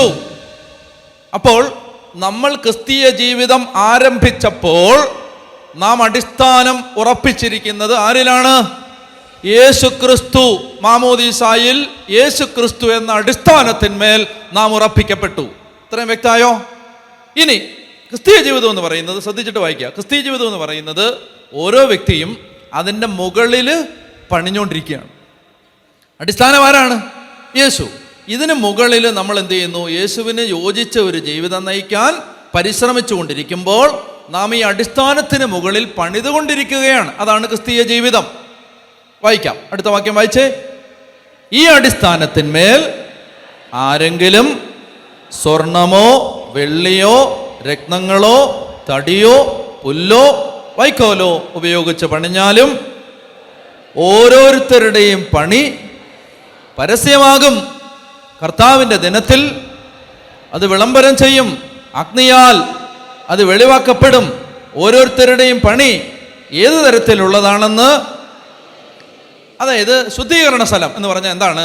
ശുദ്ധീകരണ സ്ഥലം അതായത് നമ്മൾ യേശുക്രിസ്തു എന്ന അടിസ്ഥാനത്തിന്മേൽ ഒരു വ്യക്തി ആത്മീയ ജീവിതം പണിതുകൊണ്ടിരിക്കുകയാണ്. എന്തെല്ലാം വെച്ച് പണിയാം? സ്വർണം, വെള്ളി, പിന്നെന്താ, രത്നം, തടി, പുല്ല്, വൈക്കോൽ, ഇതൊക്കെ വെച്ച് ഒരാൾക്ക് പണിയാം. ആത്മീയ ജീവിതം ഇതെല്ലാം വെച്ച് പണിയാം. സ്വർണം, വെള്ളി, രത്നം, തടി, പുല്ല്, വൈക്കോൽ, ഇങ്ങനെ 6 മെറ്റീരിയൽ കൊണ്ട് ഒരാൾക്ക് പണിയാം. ഇനി എങ്ങനെയാണ് ഒരാൾ പണിതതെന്ന് ആര് തെളിയിക്കും? ഹലോ, അഗ്നി. അഗ്നി തെളിയിക്കും. ആ അഗ്നിയുടെ പേരാണ് ശുദ്ധീകരണ അഗ്നി. അഗ്നിയുടെ പേരാണ് ശുദ്ധീകരണ അഗ്നി. ആ അഗ്നി തെളിയിക്കും ആര് പണിതതാണ് നിലനിൽക്കുന്നത് എന്ന് അഗ്നി തെളിയിക്കും. നമ്മൾ ഈ ആത്മീയ ജീവിതം പണിതത് എന്തുകൊണ്ടാണെന്ന് അഗ്നി തെളിയിക്കും. അടുത്ത വാക്യം, ആരുടെ പണി നിലനിൽക്കുന്നുവോ അവൻ സമ്മാനിതനാകും. അതായത് ഞാൻ ഇന്നലെ ചെറിയവരെയും വലിയവരുടെയും കാര്യം പറഞ്ഞില്ലേ? ആരുടെ? സ്വർണം കൊണ്ട് പണിതവൻ ഏറ്റവും വലിയവൻ, വെള്ളി കൊണ്ട് പണിതവൻ അതിന് താഴെ. അപ്പോൾ ഓരോരുത്തരും എന്തുകൊണ്ടാണ് പണിതതെന്ന് എന്ത് തെളിയിക്കും? അഗ്നി. അഗ്നി തെളിയിക്കും. ആരുടെ പണി നിലനിൽക്കുന്നുവോ അവർ സമ്മാനിതനാകും. ആരുടെ പണി അഗ്നിക്കിരയാകുന്നുവോ അവന് നഷ്ടം ഉണ്ടാവും. എന്താ അവൻ്റെ നഷ്ടം? അവൻ്റെ സാധനം കുറഞ്ഞുപോയി, അതാ നഷ്ടം. മനസ്സിലായോ? ഇത് നരകത്തിലെ അഗ്നിയല്ല. നരകത്തിലെ അഗ്നി ആയിരുന്നെങ്കിൽ സമ്മാനിതനാവുകയും നശിച്ചു പോവുകയും ചെയ്യുന്ന പറയണ്ടേ. പക്ഷെ ഇവിടെ എന്താ പറയുന്നത്? ഇവിടെ പറയുന്നത് എന്താണ്? ആരുടെ പണി നിലനിൽക്കുന്നുവോ അവൻ സമ്മാനിതനാകും, അവൻ ഉയർന്ന സ്ഥാനം കിട്ടും. ഇനി ആരുടെ പണി അഗ്നിക്കിരയാകുന്നു അവൻ നഷ്ടം സഹിക്കേണ്ടി വരും. എങ്കിലും അഗ്നിയിലൂടെ എന്നവണ്ണം അവൻ രക്ഷപ്രാപിക്കും. ശുദ്ധീകരണാത്മാവ് നശിച്ചു പോകത്തില്ല, അവൻ എന്ത് ചെയ്യും? രക്ഷപ്രാപിക്കും. പക്ഷെ അവൻ എന്ത് സ്റ്റഫ് കൊണ്ടാണ് പണിതതെന്ന് ഈ ശുദ്ധീകരണ അഗ്നി തെളിയിക്കും. പരമ്പരാഗതമായി സഭാപിതാക്കന്മാരെല്ലാം തന്നെ ശുദ്ധീകരണ സ്ഥലത്തെ വ്യാഖ്യാനിക്കാൻ എടുത്തുപയോഗിച്ച വചനമാണിത്. ഇത് ശുദ്ധീകരണ സ്ഥലത്തിൻ്റെ ബൈബിൾ അടിത്തറയാണ് ഈ വചനം. അഗ്നിയിലൂടെ എന്നവണ്ണം രക്ഷപ്രാപിക്കും. പക്ഷേ അഗ്നി ഒരാൾ എന്തുകൊണ്ടാണ് പണിതതെന്ന് തെളിയിക്കും. പറഞ്ഞേ ഹല്ലേലൂയാ. ഒരു കാര്യം കൂടെ ഞാൻ പറയുകയാണ്. ഈ ശുദ്ധീകരണ സ്ഥലത്ത് നമ്മൾ പീഡ സഹിക്കേണ്ടി വരും എന്ന് പറയുന്നത് സത്യമാണോ? സത്യമാണ്, സത്യമാണ്. അവിടെ എന്താണ്, അതായത് എന്താണ് ഈ സ്വർണം? എന്തായിരിക്കും സ്വർണം എന്ന് പറഞ്ഞാൽ? സ്നേഹമാണ്. സ്നേഹം. സ്നേഹം അതായത് സ്നേഹത്തിൽ കുറച്ചുള്ളതെല്ലാം നഷ്ടം സഹിക്കേണ്ടി വരും. അല്ലെങ്കിൽ ഇങ്ങനെ വിചാരിച്ചേ, ഇങ്ങനെ എന്നെ നോക്കിയേ. അതായത് ഈ സ്നേഹം മാത്രമേ ഈ അഗ്നിയെ കടന്ന് നിലനിൽക്കുകയുള്ളൂ. ബാക്കി എല്ലാം അഗ്നി കത്തിച്ചു കളയും. സ്നേഹം മാത്രം നിലനിൽക്കും. അപ്പം ശുദ്ധീകരണ സ്ഥലത്ത് സ്നേഹമല്ലാത്തതെല്ലാം കത്തിപ്പോകുമെന്ന് വിചാരിച്ചേ. ഇപ്പം ഡാനിയലച്ചനിൽ സ്നേഹമല്ലാത്തതെല്ലാം ശുദ്ധീകരണ സ്ഥലത്ത് വെച്ച് കത്തിപ്പോവും. വേറെ എന്തെല്ലാം ചെയ്ത് ഞാൻ അത് ചെയ്തിട്ടുണ്ട്, ഞാൻ സുവിശേഷം പ്രസംഗിച്ചിട്ടുണ്ട്, പിന്നെ രോഗികൾക്ക് വേണ്ടി പ്രാർത്ഥിച്ചിട്ടുണ്ട്, ഞാൻ സെനഗോഗുകളിൽ പ്രസംഗിച്ചിട്ടുണ്ട് എന്നൊക്കെ പറഞ്ഞുകൊണ്ടെല്ലാം പറയുന്നതെല്ലാം ഈ അഗ്നി കത്തിച്ചു കളയും. എന്തേ നിലനിൽക്കത്തുള്ളൂ? എൻ്റെ അകത്ത് എന്തുമാത്രം സ്നേഹം ഉണ്ടായിരുന്നു, എൻ്റെ പ്രവൃത്തികളിൽ എന്തുമാത്രം സ്നേഹം ഉണ്ടായിരുന്നു, ഇത് മാത്രമേ നിലനിൽക്കത്തുള്ളൂ. അപ്പം ഈ സ്നേഹത്തിൻ്റെ അളവനുസരിച്ചാണ് ഒരാളുടെ മഹത്വം തീരുമാനിക്കപ്പെടാൻ പോണത്. ഒരാൾ 100% സ്നേഹമായാൽ അയാൾ സ്വർഗരാജ്യത്തിൽ ഏറ്റവും വലിയവൻ. അയാളുടെ സ്നേഹം കുറയുന്നതനുസരിച്ച്. അപ്പം അതുകൊണ്ട് നമ്മൾ ഈ ജീവിച്ചിരിക്കുന്ന സമയത്ത് തന്നെ സ്നേഹത്തിന് വിരുദ്ധമായ പ്രവൃത്തികളെ ഉപേക്ഷിക്കാൻ പരമാവധി കൃപയിൽ ആശ്രയിച്ച് പരിശ്രമിച്ചാൽ ശുദ്ധീകരണ സ്ഥലത്തെ നാളുകൾ കുറഞ്ഞു കിട്ടും. പറഞ്ഞേ ഹല്ലേലൂയ, ഹല്ലേലൂയ. അപ്പം അതുകൊണ്ട് യഥാർത്ഥത്തിൽ അപ്പം നമ്മൾ അതിലേക്ക് വരാം, പോട്ടെ. അപ്പോൾ ഞാൻ പറഞ്ഞു വരുന്നത്, അവൻ അഗ്നിയിലൂടെ എന്നവണ് രക്ഷ, ആ വചനം ഓർത്തപ്പോഴാണ് ഇത്രയും പറഞ്ഞത്. ഒന്ന് വായിക്കാമോ? 1 കൊരിന്തോസ് 3:15. ആരുടെ പണി അഗ്നിക്കിരയാകുന്നുവോ അവൻ നഷ്ടം സഹിക്കേണ്ടി വരും, എങ്കിലും അഗ്നിയിലൂടെ എന്നവണ്ണം അവൻ രക്ഷ പ്രാപിക്കും. മറ്റൊരു വചനം വായിക്കാം, 1 കൊരിന്തോസ് 5:5. 1 കൊരിന്തോസ് 5:5. അപ്പം അത് മനസ്സിലാകണമെങ്കിൽ 1 മുതൽ വായിക്കണം. വിജാതീയരുടെ ഇടയിൽ പോലും ഇല്ലാത്ത തരം അവിഹിത ബന്ധങ്ങൾ നിങ്ങളുടെ ഇടയിൽ ഉണ്ടെന്ന് കേൾക്കുന്നു. നിങ്ങളിൽ ഒരാൾ സ്വന്തം പിതാവിൻ്റെ ഭാര്യയുമായി അവിഹിതമായ ബന്ധത്തിൽ കഴിയുന്നു, എന്നിട്ടും നിങ്ങൾ അഹങ്കരിക്കുന്നു. വാസ്തവത്തിൽ നിങ്ങൾ വിലപിക്കുകയല്ലേ? പൗലോസ് അപ്പോസ്തലൻ കോറിന്തിലെ സഭയിൽ ഒരു വിശ്വാസിയെക്കുറിച്ച് ഒരു വാർത്ത കേട്ടു. ആ വാർത്ത ഇതായിരുന്നു: അദ്ദേഹം സ്വന്തം പിതാവിൻ്റെ ഭാര്യയുമായി, എന്ന് പറഞ്ഞാൽ 2ാം ഭാര്യ ആയിരിക്കും. ഇയാളുടെ അമ്മ മരിച്ചതിന് ശേഷമുള്ള അടുത്ത ഭാര്യ ആയിരിക്കണം, 2ാമത്തെ ഭാര്യ ആയിരിക്കണം. അപ്പോൾ അപ്പൻ്റെ 2ാം ഭാര്യയുമായിട്ട് ഇയാൾ കുടുംബജീവിതം നയിച്ചുകൊണ്ടിരിക്കുകയാണ്. ഇതാരാണ്? കോറിന്തിലെ സഭയിലെ ഒരു വിശ്വാസിയാണ്. ഇപ്പോൾ പൗലോസ് അപ്പോസ്തലനോട് ക്ലോയയുടെ ബന്ധുക്കൾ ഈ വിവരം ചെന്നറിയിച്ചു. അദ്ദേഹം സുവിശേഷ വേലയിലായിരുന്ന സ്ഥലത്ത് ചെന്നിട്ട് പറഞ്ഞു, ഇങ്ങനെയൊക്കെയാണ് കോറിന്തിലെ സഭയിൽ നടക്കുന്നത്. എന്നിട്ട് അവരൊരു മനസാക്ഷി കുത്തുമില്ലാതെ എന്ത് ചെയ്യുന്നു? പള്ളി വരുന്നു, പ്രാർത്ഥിക്കുന്നു, പരിശുദ്ധ കുർബാന സ്വീകരിക്കുന്നു, ഒരു മനസാക്ഷി കുത്തുമില്ലാതെ ജീവിക്കുന്നു. ഇങ്ങനെയാണ്. അപ്പം ഇതിനെക്കുറിച്ച് പൗലോസ് അപ്പോസ്തലൻ കേട്ടു. അതിനെക്കുറിച്ചാണ് അദ്ദേഹം പറയുന്നത്, വിജാതീയരുടെ ഇടയിൽ പോലും ഇല്ലാത്ത വിധം അവിഹിത ബന്ധങ്ങൾ നിങ്ങളുടെ ഇടയിലുണ്ടെന്ന് കേൾക്കുന്നു. നിങ്ങളിൽ ഒരാൾ സ്വന്തം പിതാവിൻ്റെ ഭാര്യയുമായി തെറ്റായ ബന്ധത്തിൽ കഴിയുന്നു. 2ാമത്തെ വാക്യം, എന്നിട്ടും നിങ്ങൾ, വായിക്കാം, വാസ്തവത്തിൽ നിങ്ങൾ വിലപിക്കുകയല്ലേ വേണ്ടത്? ഇങ്ങനെ പ്രവർത്തിച്ചവനെ, അതായത് അപ്പം നിങ്ങളിൽ നിന്ന് നീക്കിക്കളയെന്ന് പറഞ്ഞാൽ അങ്ങനെ ചെയ്തവനെ കൂദാശ സംസർഗത്തിൽ നിന്ന് പുറത്താക്കുവിൻ. അവന് കുർബാന കൊടുക്കരുത്. അതാണ് ഈ പറയുന്നത്. കൃത്യമായിട്ട് പറഞ്ഞാൽ അവനെന്ത്? കുർബാന കൊടുക്കരുത്. അത് കുർബാനയാണെന്നുള്ളതിന് ഞാൻ താഴോട്ട് വരുമ്പോൾ ഉദാഹരണം കാണിച്ചു തരാം. ഇവനെ കുർബാനയിൽ പങ്കെടുപ്പിക്കരുത്, അവന് കുർബാന കൊടുക്കരുത്, ഈ തെറ്റ് ചെയ്ത് ജീവിക്കുന്നവനെ. അത് ഉതപ്പല്ലേ, അല്ലേ? അപ്പോൾ അടുത്ത വാക്യം, ശാരീരികമായിട്ടല്ലെങ്കിലും ആത്മീയമായി ഞാനവിടെ സന്നിഹിതനായി ഈ പ്രവൃത്തി ചെയ്തവനെ നമ്മുടെ കർത്താവായ യേശുവിൻ്റെ നാമത്തിൽ, എന്ന് പറഞ്ഞാൽ ഞാൻ അവിടെ ശാരീരികമായിട്ട് അവിടെ ഇല്ല, എങ്കിലും ആത്മീയമായിട്ട് ഞാൻ അവന് ഉള്ള വിധി പ്രഖ്യാപിച്ചു കഴിഞ്ഞു. അവനെ ഇനി കുർബാനയ്ക്ക് പങ്കെടുപ്പിക്കരുത്. പൗലോസ് അപ്പോസ്തലൻ ആ കൂട്ടായ്മയോട് പറയുകയാണ്, അവനെ അങ്ങനെ ചെയ്യുന്നവന്, അത് വലിയൊരു ഉതപ്പാണ്, സ്വന്തം പിതാവിൻ്റെ ഭാര്യയുമായിട്ട് തെറ്റായ ബന്ധത്തിൽ കഴിയുന്നവന് പരിശുദ്ധ കുർബാന കൊടുക്കരുത്. അതുകൊണ്ട് അവനെ നിങ്ങളുടെ കൂട്ടായ്മയിൽ നിന്ന് മാറ്റി നിർത്തുക. അടുത്ത വാക്യം, നമ്മുടെ കർത്താവായ യേശുവിൻ്റെ നാമത്തിലും എൻ്റെ ആത്മീയ സാന്നിധ്യത്തിലും നിങ്ങൾ ഒരുമിച്ച് കൂടുമ്പോൾ, അതായത് നിങ്ങൾ കുർബാനയ്ക്ക് ഒരുമിച്ച് കൂടുമ്പോൾ, നമ്മുടെ കർത്താവായ യേശുവിൻ്റെ അധികാരം ഉപയോഗിച്ച് ആ മനുഷ്യനെ അവൻ അധമവികാരങ്ങളെക്കുറിച്ച് അനുദപിച്ച് അത് ഉപേക്ഷിക്കേണ്ടതിനായി പിശാചിനെ ഏൽപ്പിച്ചു കൊടുക്കണം. ശ്രദ്ധിക്കണം, ഇത് വളരെ പ്രധാനപ്പെട്ട കാര്യമാണ്. പിശാചിനെ ഏൽപ്പിച്ചു കൊടുക്കണം എന്ന് പറഞ്ഞാൽ എന്താ അർത്ഥം? പിശാചിനെ വിളിച്ചിട്ട് ഇവനെ, അങ്ങനെയാണോ? പിശാചിനെ ഏൽപ്പിച്ചു കൊടുക്കണം എന്ന് പറഞ്ഞാൽ എന്താ അർത്ഥം? ഇത് വളരെ പ്രധാനപ്പെട്ട ഒരു ആത്മീയ സത്യം അതിനകത്ത് കിടപ്പുണ്ട്. പിശാചിനെ ഏൽപ്പിച്ചു കൊടുക്കുക എന്ന് പറഞ്ഞാൽ, അതായത് ഒരു കൂട്ടായ്മയ്ക്കകത്ത് നിങ്ങൾ നിൽക്കുമ്പോൾ നിങ്ങൾ പ്രൊട്ടക്റ്റഡ് ആണ്. പറഞ്ഞേ ഹല്ലേലൂയ. മനസ്സിലായല്ലോ? ഒരു കൂട്ടായ്മയ്ക്കകത്ത് നിങ്ങൾ നിൽക്കുമ്പോൾ നിങ്ങൾ പ്രൊട്ടക്റ്റഡ് ആണ്. ഞാൻ ചില കാര്യങ്ങൾ പറയുകയാണ് പ്രായോഗികമായിട്ട്, നിങ്ങൾ വളരെ നന്നായിട്ട് ശ്രദ്ധിക്കണം.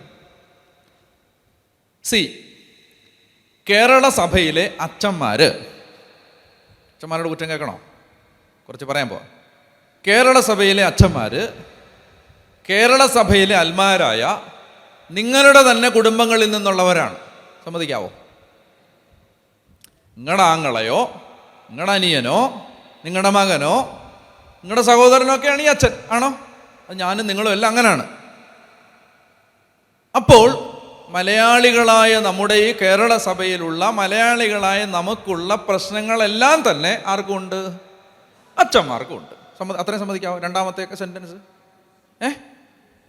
സിസ്റ്റർമാരുടെ കാര്യം ഞാൻ പിന്നെ എപ്പോഴും പറയാം. ഇതിപ്പോൾ നിങ്ങൾ സമ്മതിക്കും അല്ലേ?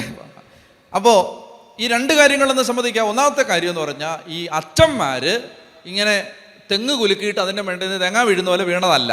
അത് സമ്മതിക്കാവോ? അത് സമ്മതിക്കാം അല്ലേ? ഇങ്ങനെ കുലുക്കി മരത്തെ നിട്ട അച്ഛന്മാരൊന്നും അല്ല. ഇത് ഈ അച്ഛൻ നിങ്ങളുടെ തന്നെ വീട്ടിലെ ഒരു അച്ഛനാണ്. പറഞ്ഞേ ഹല്ലേലൂയ. ഞാനിപ്പോൾ നാളെ രാവിലെ കുർബാന അർപ്പിക്കുന്നത് ഞാൻ ജനിച്ചു വളർന്ന സ്ഥലത്താണ്. അവിടെ നാട്ട് സീറോ മലബാർ പള്ളിയിലാണ് നാളെ ഞാൻ കുർബാന ചൊല്ലാൻ പോകുന്നത്, നാളെ. അപ്പോൾ ഞാൻ ജനിച്ചു വളർന്ന സ്ഥലമാണ് എന്ന് പറഞ്ഞാൽ എൻ്റെ അപ്പനെ, എൻ്റെ അമ്മയെ, എൻ്റെ സഹോദരങ്ങളെ എല്ലാം അറിയാവുന്ന, എന്നെ നന്നായിട്ട് അറിയാവുന്ന, ഞാൻ ചെറുപ്പത്തിലൊക്കെ ജീവിച്ച, കുലുക്കിയിട്ടതല്ല, ഒരു സ്ഥലത്ത് നിങ്ങളെപ്പോലെ ജനിച്ചു വളർന്നതാണ്. പറഞ്ഞേ ഹല്ലേലൂയ. അപ്പോൾ അങ്ങനെയുള്ളവർ എന്ത് ചെയ്യുന്നു? അവർക്ക് കുറച്ച് പരിശീലനമൊക്കെ കിട്ടിയെങ്കിലും, ഞാൻ ഇതൊരു കാര്യം ഇന്നലെ പറഞ്ഞിരുന്നു, അതായത് ഈ അണലി ഈ സ്റ്റിൽ അണലി. ഞാൻ ഇന്നലെ പറഞ്ഞ ഓർമ്മയുണ്ടോ? അതായത് ഈ അണലി ഇപ്പം 5 മീറ്റർ 6 മീറ്റർ റോഗ ഇട്ടാലും, പിന്നെ അണലി തലമുണ്ടിട്ടാലും, പിന്നെ അണലി സ്വോത്രമൊക്കെ പറഞ്ഞ് കരിസ്മാറ്റിക് പ്രയറിനൊക്കെ പോയാലും അണലി തന്നെയാണ്. നിങ്ങളൊന്ന് ആലോചിച്ച് നോക്ക്. ഈ പള്ളിയുടെ ഇപ്പം ഈ പള്ളിയിലൊന്നും ഇല്ല. ഈ മരം കൊണ്ടൊക്കെ ഉത്തരം പണിതിട്ടുള്ള ഈ പള്ളികളില്ലേ, ആ പള്ളിയുടെയൊക്കെ ഉത്തരത്തിൽ ഈ ഇതുണ്ട്, മരപ്പെട്ടി ഉണ്ട്. മരപ്പെട്ടി എന്ന് പറഞ്ഞാൽ മനസ്സിലാവോ? മനസ്സിലാവത്തില്ലേ? മരപ്പെട്ടിയുണ്ട്. മരപ്പെട്ടി. ഈ മരപ്പെട്ടി കുർബാന കണ്ടതുപോലെ ആരെങ്കിലും കുർബാന കണ്ടിട്ടുണ്ടോ? നിങ്ങളൊന്ന് ആലോചിച്ച് നോക്ക്. മരപ്പെട്ടി കണ്ട കുർബാനയുടെ അത്രയും വേറെ ആരെങ്കിലും കണ്ടിട്ടുണ്ടോ? അതായത് പള്ളിയിലെ 1ാമത്തെ കുർബാനയും 2ാമത്തെ കുർബാനയും 3ാമത്തെ കുർബാനയും എല്ലാം കണ്ടത് മരപ്പെട്ടിയാണ്. ആണല്ലോ. കഴിഞ്ഞ 25 കൊല്ലമായിട്ട് ഈ മരപ്പെട്ടി കുർബാന കണ്ടിട്ടും മരപ്പെട്ടിക്ക് വല്ല വ്യത്യാസമുണ്ടോ? ഇല്ലല്ലോ. പല മരപ്പെട്ടികളുടെ അവസ്ഥ അത് തന്നെയാണ്. മനസ്സിലായല്ലോ? അതായത് ഈ ആളിതൊക്കെ തന്നെയാണ്. പറഞ്ഞേ ഹല്ലേലൂയ. അത് അപ്പോൾ അതാണ് 1ാമത്തെ കാര്യം. നിങ്ങൾ അത് സമ്മതിക്കണം. അതായത് കുലുക്കി ഇട്ടതല്ല, അച്ഛന്മാരെ തെങ്ങ് കുലുക്കി താഴോട്ട് ഇട്ടതല്ല.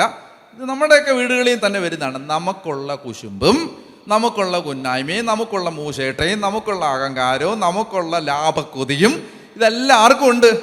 നമ്മുടെ അച്ഛന്മാർക്കും ഉണ്ട്. ഇത് സമ്മതിക്കണം. കുലുക്കി ഇട്ടതല്ല എന്നെങ്കിലും മിനിമം സമ്മതിക്കണം. 1. 2 എന്തേ പറഞ്ഞേ? 2 ഇവിടെ ചേർത്താ ഇപ്പോൾ പറഞ്ഞേ അല്ലേ? ഒന്ന് കുലുക്കി ഇട്ടതല്ല, നമുക്കുള്ള പ്രശ്നങ്ങളൊക്കെ തന്നെ അവർക്കും ഉണ്ട്. ശ്രദ്ധിക്കണം. പിന്നെ അവർക്കെന്താ ഇത്ര വ്യത്യാസം എന്ന് ചോദിച്ചാൽ, അവർക്ക് കുറച്ച് പരിശീലനം കിട്ടിയിട്ടുണ്ട്. എൻ്റെ ഒരു അഭിപ്രായത്തിൽ, അച്ഛന്മാരെന്നോട് ക്ഷമിക്കണം, അതുകൊണ്ടൊന്നും വലിയ ഗുണമൊന്നും ഉണ്ടായിട്ടില്ല. അച്ഛന്മാരെന്നോട് വെറുക്കരുത്, എന്നെ തല്ലുകയും ചെയ്യരുത്. പരിശീലിപ്പിക്കുന്ന അച്ഛന്മാരുണ്ട്, എന്നോട് ക്ഷമിക്കണം. വലിയ ഗുണമൊന്നും ഉണ്ടായിട്ടില്ല. പറഞ്ഞേ ഹല്ലേലൂയ. അല്ല, ഗുണം ഉണ്ടായിട്ടില്ലെന്ന് ഞാൻ പറഞ്ഞില്ല, വലിയ ഗുണമൊന്നും ഉണ്ടായിട്ടില്ല. കുറച്ച് ഗുണം ഉണ്ടായിട്ടുണ്ട്. ഭയങ്കര ഗുണം എന്ന് പറഞ്ഞാൽ, ഇപ്പോൾ 15ാമത്തെ വയസ്സിൽ ഇങ്ങോട്ട് വന്ന ആള് ഒരു സാവൂള് പൗലോസാവുന്ന പോലൊന്നും മാറിയിട്ടൊന്നുമില്ല. ആ ആളൊക്കെ തന്നെ. സത്യസന്ധമായിട്ട് ഞാൻ പറയുന്നത്, എന്നെ വിമർശിക്കാൻ വേണ്ടി അല്ലെങ്കിൽ നിങ്ങളിത് സമ്മതിക്കും. ആളതൊക്കെ തന്നെ. പറഞ്ഞേ ഹല്ലേലൂയ. മനസ്സിലായല്ലോ? പിന്നെ അയാൾ എന്ത് ചെയ്തു? അയാൾ കുറച്ച് പഠിച്ചു, കുറച്ച് കാര്യങ്ങളെക്കുറിച്ച് അറിഞ്ഞു, കുർബാനയിലൊക്കെ പഠിച്ചു. അപ്പോൾ അതൊക്കെയാണ് അയാൾക്ക് വന്ന വ്യത്യാസം. ബേസിക്കലി ഇതെല്ലാം ഈ ജഡം തന്നെ, ഇതെല്ലാം ഈ കൊലയിലെ ആളുകൾ തന്നെ ഇതെല്ലാം. അപ്പോൾ അച്ഛന്മാരെ കാണുമ്പോൾ എങ്ങനെ കാണണം? ഞങ്ങളുടെ ആങ്ങള ഇവിടെ നിൽക്കുന്നു, അങ്ങനെ കാണാവൂ. മനസ്സിലായോ? അല്ലാതെ നിങ്ങൾ ഇന്ത്യക്കാരും അച്ഛന്മാർ പാകിസ്ഥാൻകാരുമായിട്ട് കാണരുത്. നിങ്ങൾ പ്രതിപക്ഷവും അച്ഛന്മാർ ഭരണപക്ഷമായിട്ട് കാണരുത്. ഇത് ഞങ്ങളുടെ തന്നെ ഒരു കുടുംബത്തിലെ ഒരാൾ, ഞങ്ങളുടെ എല്ലാ കുഴപ്പങ്ങളും ഉള്ള ഒരാൾ. അങ്ങനെ ഞാൻ പറയുന്നത് എന്തിനാണെന്നറിയാം? അച്ഛന്മാരെ ന്യായീകരിക്കാൻ പറയല്ല, ഇനിയുള്ള കാലത്ത് അങ്ങനെയൊക്കെ കണ്ടാലേ പറ്റൂ.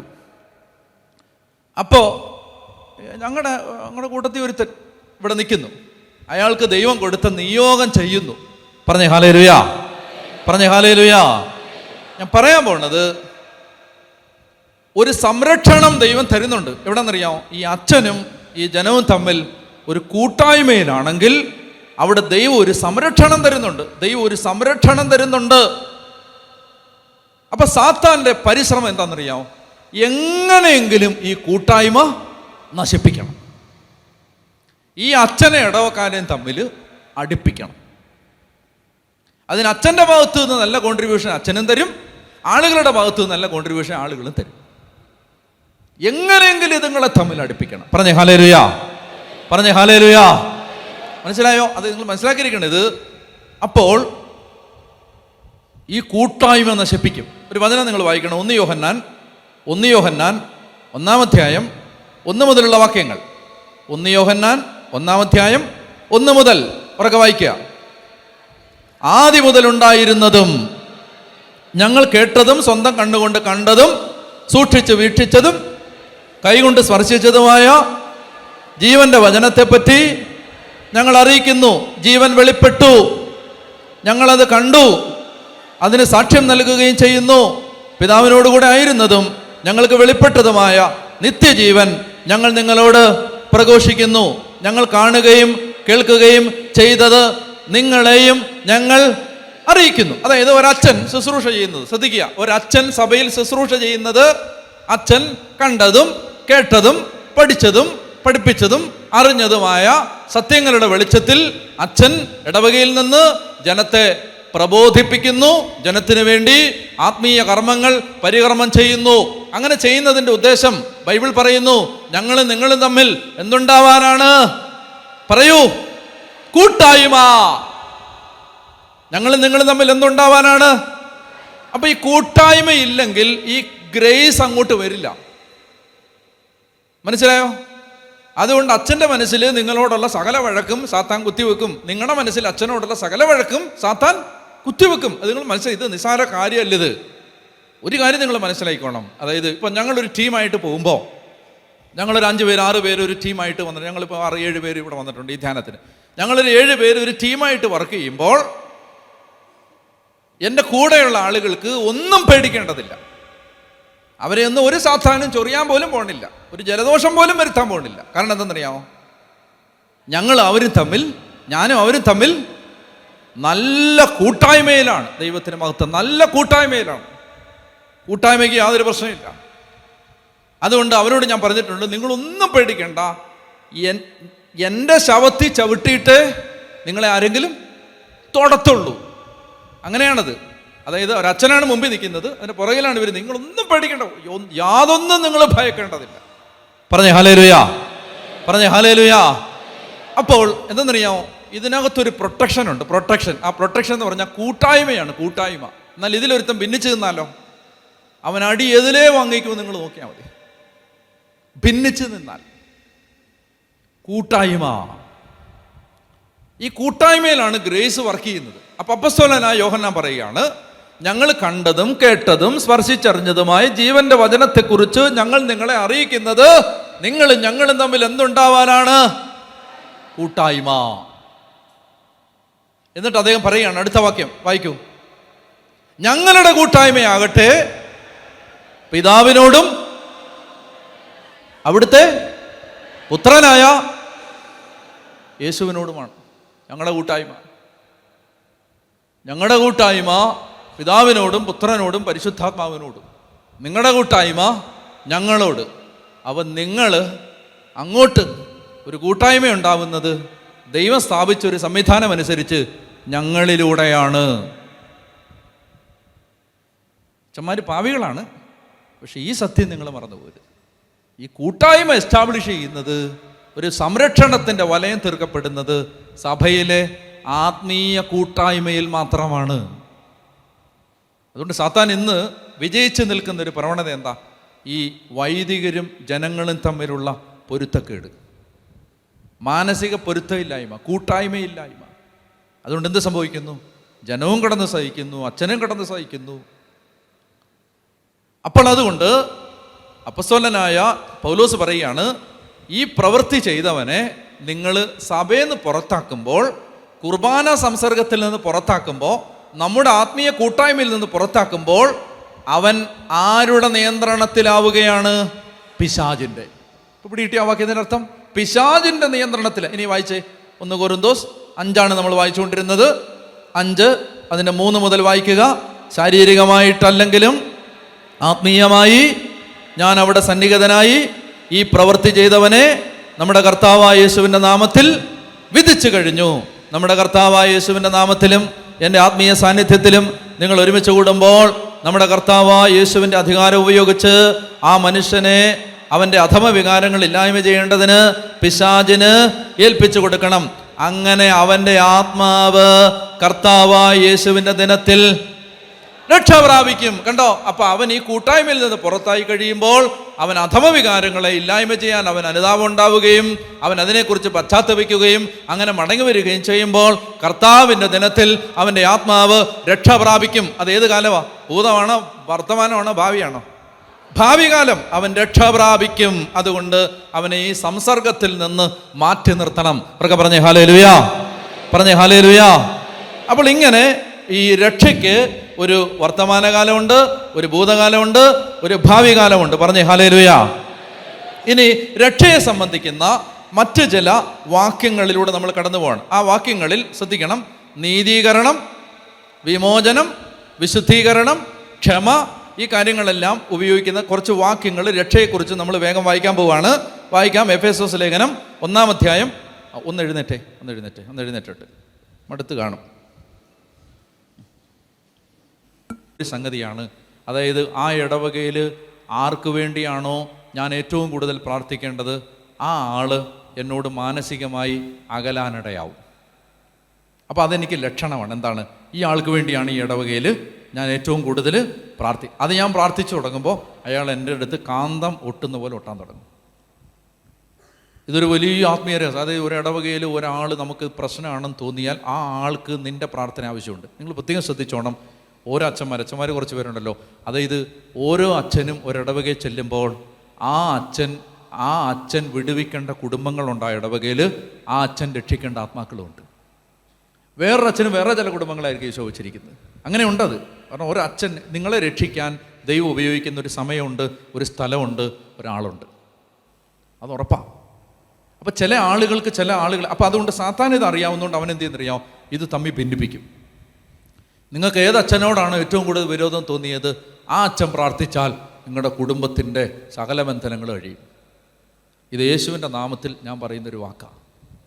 ഏതച്ഛനോടാണ് നിങ്ങൾക്ക് വൈരാഗ്യമുള്ളത്, ആ അച്ഛൻ പ്രാർത്ഥിച്ചാൽ നിങ്ങളുടെ കുടുംബത്തിലെ സകല കെട്ടുകൾ കഴിയും. പറഞ്ഞേ ഹല്ലേലൂയാ. ഇതറിയാവുന്നതുകൊണ്ടാണ് ആ വൈരാഗ്യം ഉണ്ടാക്കി വെച്ചിരിക്കുന്നത്, ഈ വെറുപ്പുണ്ടാക്കി വെച്ചിരിക്കുന്നത്. അതൊരു കാര്യം. രണ്ടാമത്തെ ഒരു കാര്യം എന്ന് പറഞ്ഞാൽ, നമ്മൾ ഓരോ ഇടവകയിലും ഒരു പുരോഹിതൻ ചെല്ലുമ്പോൾ ആ പുരോഹിതനെ രക്ഷിക്കേണ്ട ആത്മാക്കൾ അവിടെ ഉണ്ട് എന്ന് ദൈവം ബോധ്യപ്പെടുത്തി കൊടുക്കാൻ പലവിധ അനുഭവങ്ങളിലൂടെ ദൈവം നയിക്കും. അപ്പോൾ നമ്മൾ എന്തെന്നറിയാം, നമ്മൾ ഈ അച്ഛന് വേണ്ടി ശരിക്കും വില കൊടുത്ത് പ്രാർത്ഥിക്കണം.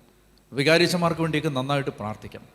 നന്നായിട്ട് പ്രാർത്ഥിക്കണമെന്ന് ഞാൻ പറയാൻ കാരണം, ഈ അച്ഛനാണ് എപ്പോഴും ആത്മീയ ലോകത്ത് മുമ്പിൽ നിൽക്കുന്ന ആൾ. അച്ഛൻ എപ്പോഴും അറ്റാക്കിന് പ്രോണാണ്. Is prone to attack. ഫ്രണ്ടിൽ നിൽക്കുന്ന ആളാണ്. അതുകൊണ്ട് നിങ്ങളറിയാത്ത പീഡകൾ വൈദികർക്കുണ്ട്. കാണുമ്പോൾ എല്ലാം എന്താ നല്ല വണ്ടിയിലും വരുന്നു, കുഴപ്പമൊന്നുമില്ല, അലക്കി തേച്ച ലോഹ എൻ്റെ അല്ല, പിന്നെ അത് എല്ലാം കാണുമ്പോൾ ഒരു ഭംഗിയുണ്ട്. പക്ഷേ ഇതെല്ലാം നിങ്ങൾക്കത് ഒരിക്കലും പറഞ്ഞാൽ ദൈവജനത്തിന് മനസ്സിലാവില്ല. അതായത് എക്സ്പോസ്ഡ് ടു അറ്റാക്ക്, ആക്രമിക്കപ്പെടാൻ ഏറ്റവും ഫ്രണ്ടിൽ നിൽക്കുന്ന ആൾ, എപ്പോഴും അറ്റാക്ക് ചെയ്യപ്പെട്ടുകൊണ്ടിരിക്കുന്ന ആളാണ് ഒരച്ഛൻ. അപ്പം അതുകൊണ്ട് തന്നെ അച്ഛന് പല വിധത്തിലുള്ള പ്രശ്നങ്ങളുണ്ടാവാം. അച്ഛൻ ചിലപ്പോൾ എല്ലാത്തിലും കുറ്റം കാണുന്ന ആളായിരിക്കാം. അച്ഛൻ ചിലപ്പോൾ എപ്പോഴും ഇങ്ങനെ ആൾക്കാരെ നിന്ന് വ്യക്തിപരമായിട്ട് ഞായറാഴ്ച പ്രസംഗം എന്ന് പറഞ്ഞാൽ ആളുകൾക്കുള്ള മറുപടി കൊടുക്കലായിരിക്കും.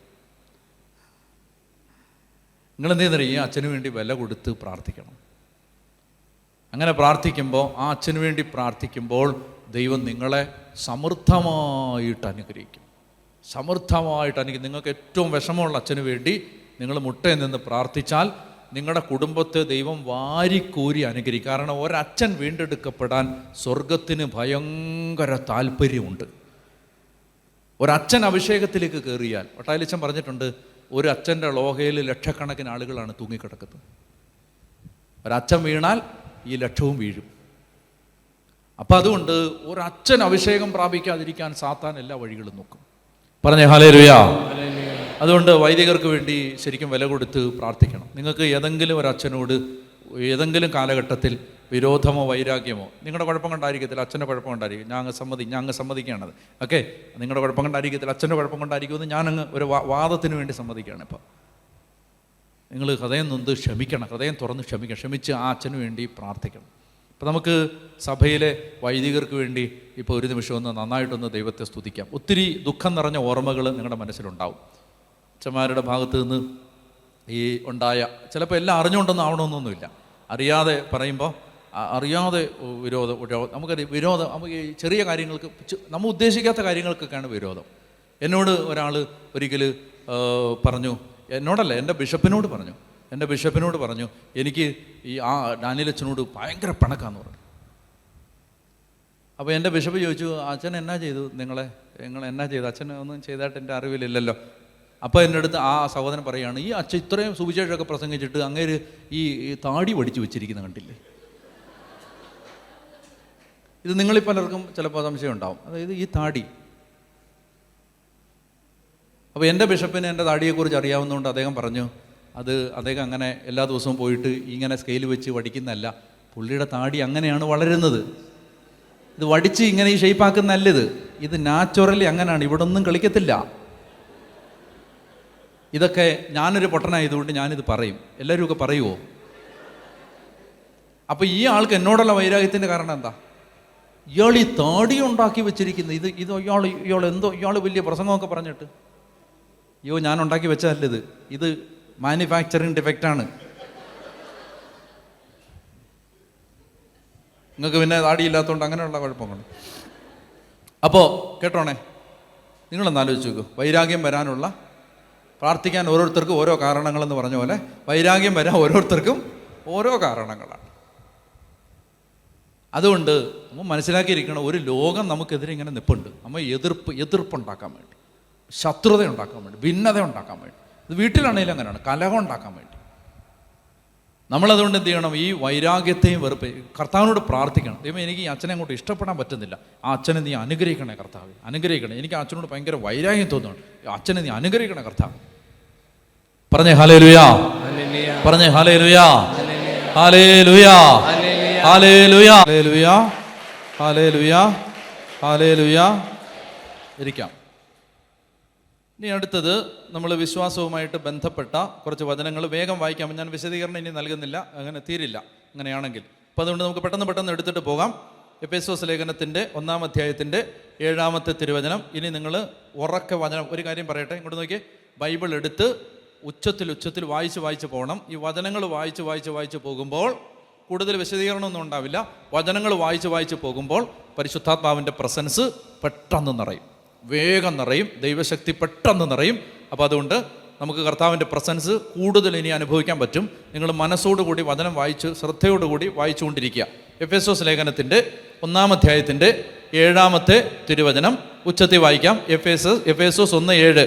അവിടുത്തെ കൃപയുടെ സമൃദ്ധിക്കൊത്ത് നമുക്ക് ക്രിസ്തുവിൽ പാപമോചനവും അവൻ്റെ രക്തം വഴി. അപ്പോൾ അവിടുത്തെ കൃപയുടെ സമൃദ്ധിക്കൊത്ത് നമുക്ക് എന്തൊക്കെയാണ്? 2 വാക്കുകൾ നമുക്ക് പരിചയമുണ്ട്. 1 പാപമോചനം, 2 രക്ഷ.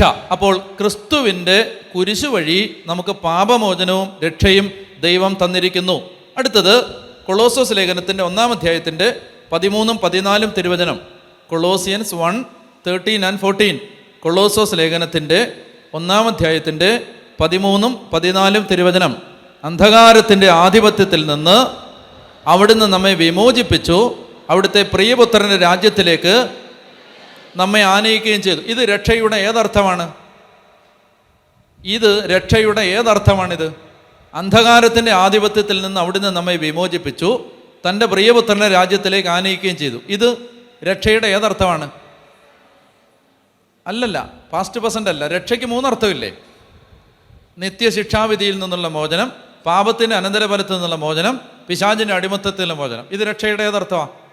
പിശാചിൻ്റെ അടിമത്തത്തിൽ നിന്നുള്ള മോചനമാണ്. അത് അന്ധകാരത്തിൻ്റെ ആധിപത്യത്തിൽ നിന്ന് അവിടുന്ന് നമ്മെ വിമോചിപ്പിച്ചു, തൻ്റെ പ്രിയപുത്രൻ്റെ രാജ്യത്തിലേക്ക് നമ്മളെ ആനയിക്കുകയും ചെയ്തു. റോമാലേഖനം 8-ാം അധ്യായം 13-ാം തിരുവചനം. റോമാലേഖനം 8-ാം അധ്യായം 13-ാം തിരുവചനം. വായിച്ചോ. ജഡികരായി ജീവിക്കുന്നെങ്കിൽ നിങ്ങൾ തീർച്ചയായും മരിക്കും, എന്നാൽ ശരീരത്തിൻ്റെ പ്രവണതകളെ അതല്ല വായിക്കേണ്ടത്. 13 പറഞ്ഞത് തെറ്റിയതാണ്. 23 വായിക്കേണ്ടത്. 23 റോമർ 8:23 വായിക്കാം.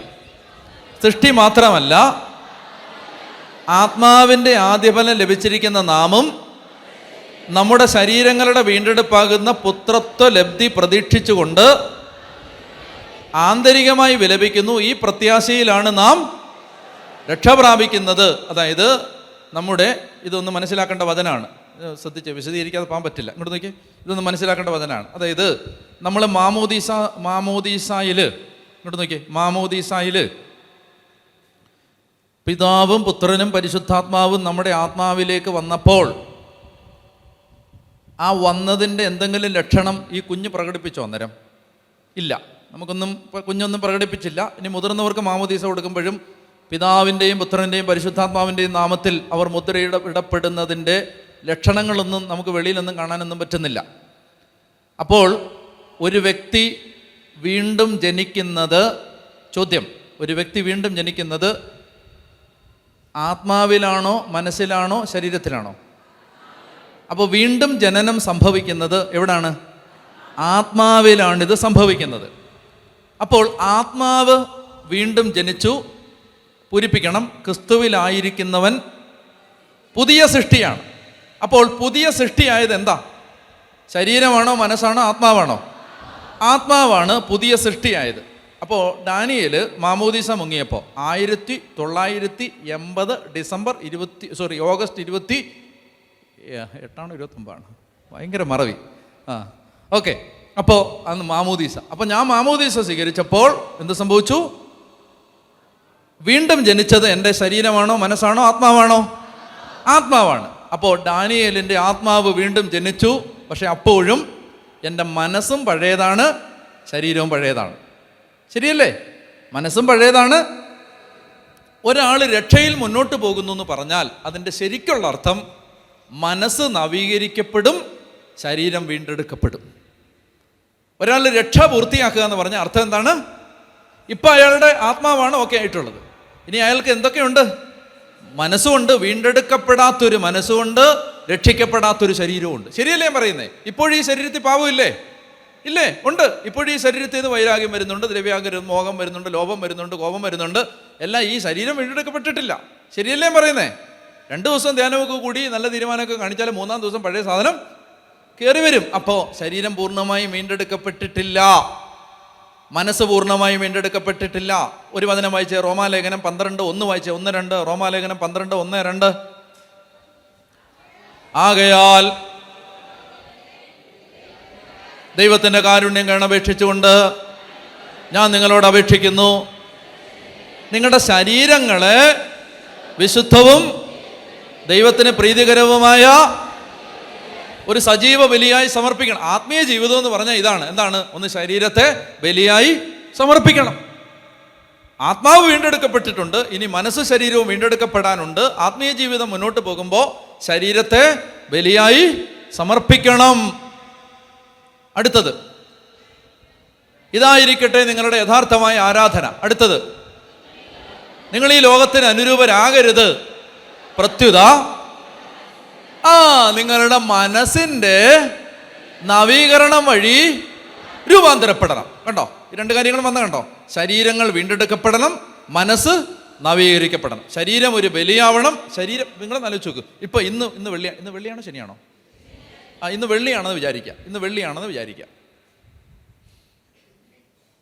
വെള്ളിയാഴ്ച ഞാൻ പ്രസംഗിച്ചുകൊണ്ടിരിക്കുന്ന സമയത്ത് എൻ്റെ അപ്പുറത്തെ വീട്ടിലെ, ഞാൻ ധ്യാനകേന്ദ്രത്തിൻ്റെ തൊട്ടടുത്ത വീട് മനോജൻ്റെ വീടാണ്. മനോജൻ്റെ ഭാര്യയുടെ പേര് മിനി എന്നാണ്. മിനി നല്ല നെയ്മീൻ വാങ്ങിച്ച് മറക്കുന്നു. വേണ്ട, ചിക്കൻ മറക്കുന്നു. എന്ത്? മിനി. അപ്പം ഞാൻ ധ്യാനകേന്ദ്രത്തിൽ നിന്ന് പ്രസംഗിച്ചുകൊണ്ടിരിക്കുന്നു, നല്ല ചിക്കൻ്റെ മണം.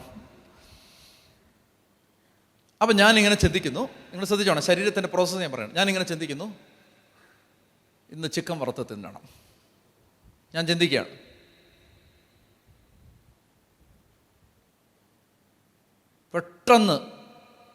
പെട്ടെന്ന് ആത്മാവിൽ നിന്നൊരു സ്വരം വരുന്നുണ്ട്, ഇന്ന് വെള്ളിയാഴ്ചയാടാ.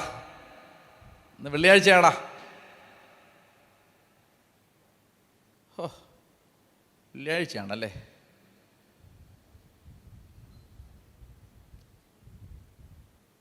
ഉടനെ മനസ്സിൽ നിന്ന് ഒരു ആർഗ്യുമെൻ്റ് വരും. മനസ്സ് പെട്ടെന്ന് അങ്ങോട്ട് ഉണർന്നു. മനസ്സ് പറയും, ഈ ജാഗരണവും വർജനയും ഉപവാസവും ഒക്കെ ആർക്കാ? എല്ലാ ദിവസവും രാവിലെ ബ്രേക്ക്ഫാസ്റ്റിന് പുട്ടും കടലയും, ഉച്ചയ്ക്ക് ചോറും കറിയും, വൈകിട്ട് ഇങ്ങനെ 4 മണിക്ക് ചായ, ഇങ്ങനെയൊക്കെയുള്ള കൃത്യമായി ഭക്ഷണം കഴിക്കുന്നവർക്കാണ്. ഇടയ്ക്ക് ഒരു ദിവസം ഉപവസിക്കുക, കുറച്ച് വർജിക്കുക, വല്ലപ്പോഴും കഴിക്കുന്നവർക്ക്, വല്ലപ്പോഴും മാത്രം ഈ ഭക്ഷണം കഴിക്കുന്നവർക്ക്, അലഞ്ഞു കിടക്കുന്നവർക്ക്, സമയത്ത് ഭക്ഷണം കഴിക്കാത്തവർക്കൊക്കെ എന്ത് പറഞ്ഞാൽ എന്ത് ഉപവാസം? ആര് പറയുന്നു? മനസ്സ്. ആത്മാവിൽ നിന്നൊരു സ്വരം വരികയാണ്, ഡാ വെള്ളിയാഴ്ചയാണ്. മനസ്സ് പറയണം എന്താണ്? ഈ വെള്ളിയാഴ്ച ഉപവസിക്കണം മാംസം. ആര്? കഴിഞ്ഞ 1 മാസമായിട്ട് ചിക്കൻ കഴിക്കാത്ത ഞാൻ വെള്ളിയാഴ്ച ഇന്നിപ്പം കഴിക്കാതിരിക്കേണ്ട കാര്യമുണ്ട്, ഇന്നെനിക്ക് കഴിക്കണം. മനസ്സിൻ്റെ ആർഗ്യുമെൻ്റാണ്. നിങ്ങൾ ആലോചിച്ച് നോക്ക്. ഒരു പരിധി വരെ ഈ യുദ്ധത്തിൽ ആരാ ജയിക്കാൻ പോണേ? കഴിക്കണമെന്ന് ആഗ്രഹം പറഞ്ഞതാരാ? മനസ്സാണോ ശരീരമാണോ ആത്മാവാണോ? ശരീരമാണ്. ശരീരത്തിന് എവിടെ നിന്ന് കിട്ടിയേ? മിനി വറുത്തുകൊണ്ടിരിക്കുന്ന ചിക്കൻ. ശരീരം ഉണർന്നു, ശരീരത്തിന് ആഗ്രഹമുണ്ടായി, അപ്പോൾ മനസ്സത് ഏറ്റെടുത്തു. ആത്മാവിൽ നിന്നൊരു വളരെ ഫീബിളായ ഒരു സ്വരം വന്നു, വെള്ളിയാഴ്ചയാണ്. പക്ഷെ അതിനെ അവഗണിച്ചുകൊണ്ട് മനസ്സും ശരീരവും ചേർന്ന് അതിനെ കീഴ്പ്പെടുത്തിക്കൊണ്ട് മനസ്സ് ഉത്തരവിടുകയാണ്, ഇന്ന് ചിക്കൻ കഴിക്കാം. ശരീരം സമ്മതിക്കുകയാണ്, ശരീരം കഴിക്കുകയാണ് എന്ന് വിചാരിച്ചേ. ഉദാഹരണത്തിന്, ഇവിടെ ആത്മാവ് ജീവനുള്ളതാണെങ്കിലും ശരീരം മൃതമാണ്. ശരീരം പാപം നിറഞ്ഞതാണ്. അപ്പോൾ ഒരു വ്യക്തിയുടെ ആത്മീയ ജീവിതം എന്ന് പറഞ്ഞാൽ എന്തെന്നറിയാമോ? ആത്മീയ ജീവിതം എന്ന് പറഞ്ഞാൽ ആത്മാവ് പറയും ഇനി 2 ദിവസത്തേക്ക് ഉപവസിക്കാം എന്ന് പറഞ്ഞാൽ ഒരാൾ ആത്മീയ ജീവിതം നയിക്കുന്ന ആളാവുന്നത് എപ്പോഴെന്നറിയാമോ? ഒരു ചോദ്യവും ചെയ്യാതെ മനസ്സ് ആത്മാവിൻ്റെ സ്വരത്തിന് കീഴടങ്ങുന്നു. ശരീരം വാപൂട്ടി അത് അനുസരിക്കുന്നു. ഇതിൻ്റെ പേരാണ് ആത്മീയ ജീവിതം. അവിടെ ആരാ മാസ്റ്റർ? ആത്മാവാണ്. അവിടുത്തെ മാസ്റ്റർ ആത്മാവാണ്. ആത്മാവ് പറയുന്നു ഇനി എന്താണ്? ഇനി ഞാൻ അച്ഛന്മാർക്ക് വേണ്ടി ഒരാഴ്ച ഉപവസിക്കാൻ പോവാണ്. ആത്മാവിൽ നിന്ന് നല്ല നല്ല പ്രേരണകൾ വരും. ഇതിനെല്ലാം മുടക്കിയതാരാ? പറ. മനസ്സും ശരീരവും കൂടാ. സത്യമല്ലേ ഞാൻ പറഞ്ഞേ? കുറച്ചു നേരം മുട്ടുകുത്തി നിൽക്കാം എന്ന് ആത്മാവ് പറഞ്ഞു. ആരാ ഇതിനെ മുടക്കിയത്? ഡോക്ടർ കഴിഞ്ഞ ആഴ്ച കൂടെ പറഞ്ഞതാണ് ഇതിൻ്റെ അതിൻ്റെ പേരെന്താ? ചിരട്ട. മുട്ടിൻ്റെ ചിരട്ടയോ തേങ്ങയോ അതിന് കുഴപ്പമാണ്. ഡോക്ടർ മുട്ടുകുത്താൻ പാടില്ല, നോ, നീ മുട്ടുകുത്തരുത്, അങ്ങനെ പലതും. മനസ്സ് ശരീരവും കൂടാണ് ഇതെല്ലാം മുടക്കിയത്. അപ്പോൾ രക്ഷ പൂർത്തിയാവും. അതാ പറയാൻ വന്നേ. രക്ഷ പൂർത്തിയാവുന്ന രക്ഷിക്കപ്പെട്ടു. എന്താ രക്ഷിക്കപ്പെട്ട യഥാർത്ഥത്തിൽ? ആത്മാവും ശരീരവും മനസ്സും ചേർന്നൊരു ജീവിതത്തിൽ രക്ഷിക്കപ്പെട്ടതെന്താ? പറ. ആത്മാവ് രക്ഷിക്കപ്പെട്ടു. ക്രിസ്തുവിലായിരിക്കുന്നവൻ പുതിയ സൃഷ്ടിയാണ്. ആത്മാവിന് ജീവൻ കിട്ടി. എന്നാൽ ശ്രദ്ധിച്ചോണം, മനസ്സും രക്ഷിക്കപ്പെട്ടിട്ടില്ല, ശരീരവും രക്ഷിക്കപ്പെട്ടിട്ടില്ല. നമ്മളിങ്ങനെ രക്ഷിക്കപ്പെട്ടുകൊണ്ടിരിക്കുകയാണ്. രക്ഷ പൂർത്തിയാവുമ്പോൾ മനസ്സ് നവീകരിക്കപ്പെടും. എന്ന് പറഞ്ഞാൽ മനസ്സ് എന്താത്മാവ് പറഞ്ഞാലും പരിശുദ്ധാത്മാവ് എന്ത് പറഞ്ഞാലും അതനുസരിക്കാൻ സന്നദ്ധതയുള്ള ഒരു മനസ്സായിട്ട് മാറും. ശരീരം പൂർണ്ണമായും അതിന് വഴങ്ങും. ഇതാണ് രക്ഷ. ഇതിൻ്റെ പേരാണ് രക്ഷ. രക്ഷ പൂർത്തിയാവുക എന്ന് പറഞ്ഞപ്പോൾ ഞാൻ പറഞ്ഞു വന്നത് ശരീരങ്ങളുടെ, അപ്പം നമ്മുടെ ആത്മാവ് കിടന്ന് കരഞ്ഞുകൊണ്ടിരിക്കുകയാണ്. എന്തിനാ കരയുന്നേ? ശരീരങ്ങളുടെ വീണ്ടെടുപ്പാകുന്ന പുത്രത്വലബ്ധി പ്രതീക്ഷിച്ചുകൊണ്ട് ആന്തരികമായി വിലപിക്കുന്നു. ആ വചനല്ലേ വായിച്ചേ? റോമർ 8:23 വായിച്ചേ. റോമർ 8:23 വായിക്കാമോ? സൃഷ്ടി മാത്രമല്ല, ആത്മാവിൻ്റെ ആദിഫലം ലഭിച്ചിരിക്കുന്ന നാമും ശരീരങ്ങളുടെ വീണ്ടെടുപ്പാകുന്ന പുത്രത്വലബ്ധി പ്രതീക്ഷിച്ചുകൊണ്ട് ആന്തരികമായി വിലപിക്കുന്നു. ശരീരങ്ങൾ വീണ്ടെടുക്കപ്പെടണം. അതുകൊണ്ട് ആത്മാവ് കിടന്ന് കരഞ്ഞുകൊണ്ടിരിക്കുകയാണ്. ഈ പ്രത്യാശയിലാണ് നാം രക്ഷ പ്രാപിക്കുന്നത്. ഏതാണ് അപ്പോൾ പ്രത്യാശ? ഇവിടെ ഒരു പ്രത്യാശയുണ്ട്. ഏതാണ് പ്രത്യാശ? സൃഷ്ടി മാത്രമല്ല, ആത്മാവിൻ്റെ ആദിഫലം ലഭിച്ചിരിക്കുന്ന നാമും ശരീരങ്ങളുടെ വീണ്ടെടുപ്പാകുന്ന പുത്രത്വ ലബ്ധി പ്രതീക്ഷിച്ചുകൊണ്ട് ആന്തരികമായി വിലപിക്കുന്നു. ഈ പ്രത്യാശയിലാണ് നാം രക്ഷ പ്രാപിക്കുന്നത്. ഏത് പ്രത്യാശ? എൻ്റെ ശരീരം ഒരിക്കൽ വീണ്ടെടുക്കപ്പെടും. വായിക്ക് ഫിലിപ്പി 3:21. വേഗം വായിക്ക് ഫിലിപ്പി 3:21. പെട്ടെന്ന് വായിക്ക് ഫിലിപ്പി 3:21. ഏതാ? സകലത്തെയും തനിക്ക് കീഴ്പ്പെടുത്താൻ കഴിയുന്ന ശക്തി വഴി. ഒന്നുകൂടെ വായിക്ക്. സകലത്തെയും തനിക്ക് കീഴ്പ്പെടുത്താൻ കഴിയുന്ന ശക്തി വഴി അവൻ നമ്മുടെ ദുർബല ശരീരത്തെ തൻ്റെ മഹത്വമുള്ള ശരീരം പോലെ രൂപാന്തരപ്പെടുത്തും. ഇതാണ് പ്രത്യാശ. മനസ്സിലാവുന്നുണ്ടോ? അവൻ നമ്മുടെ ദുർബല ശരീരത്തെ തൻ്റെ മഹത്വമുള്ള ശരീരം പോലെ, ഈ ശരീരത്തിൻ്റെ പരാധീനതകളൊക്കെ കീഴടങ്ങും. ഇത് ഒരു വിശ്വാസിയുടെ ഒരു പ്രത്യാശയാണിത്.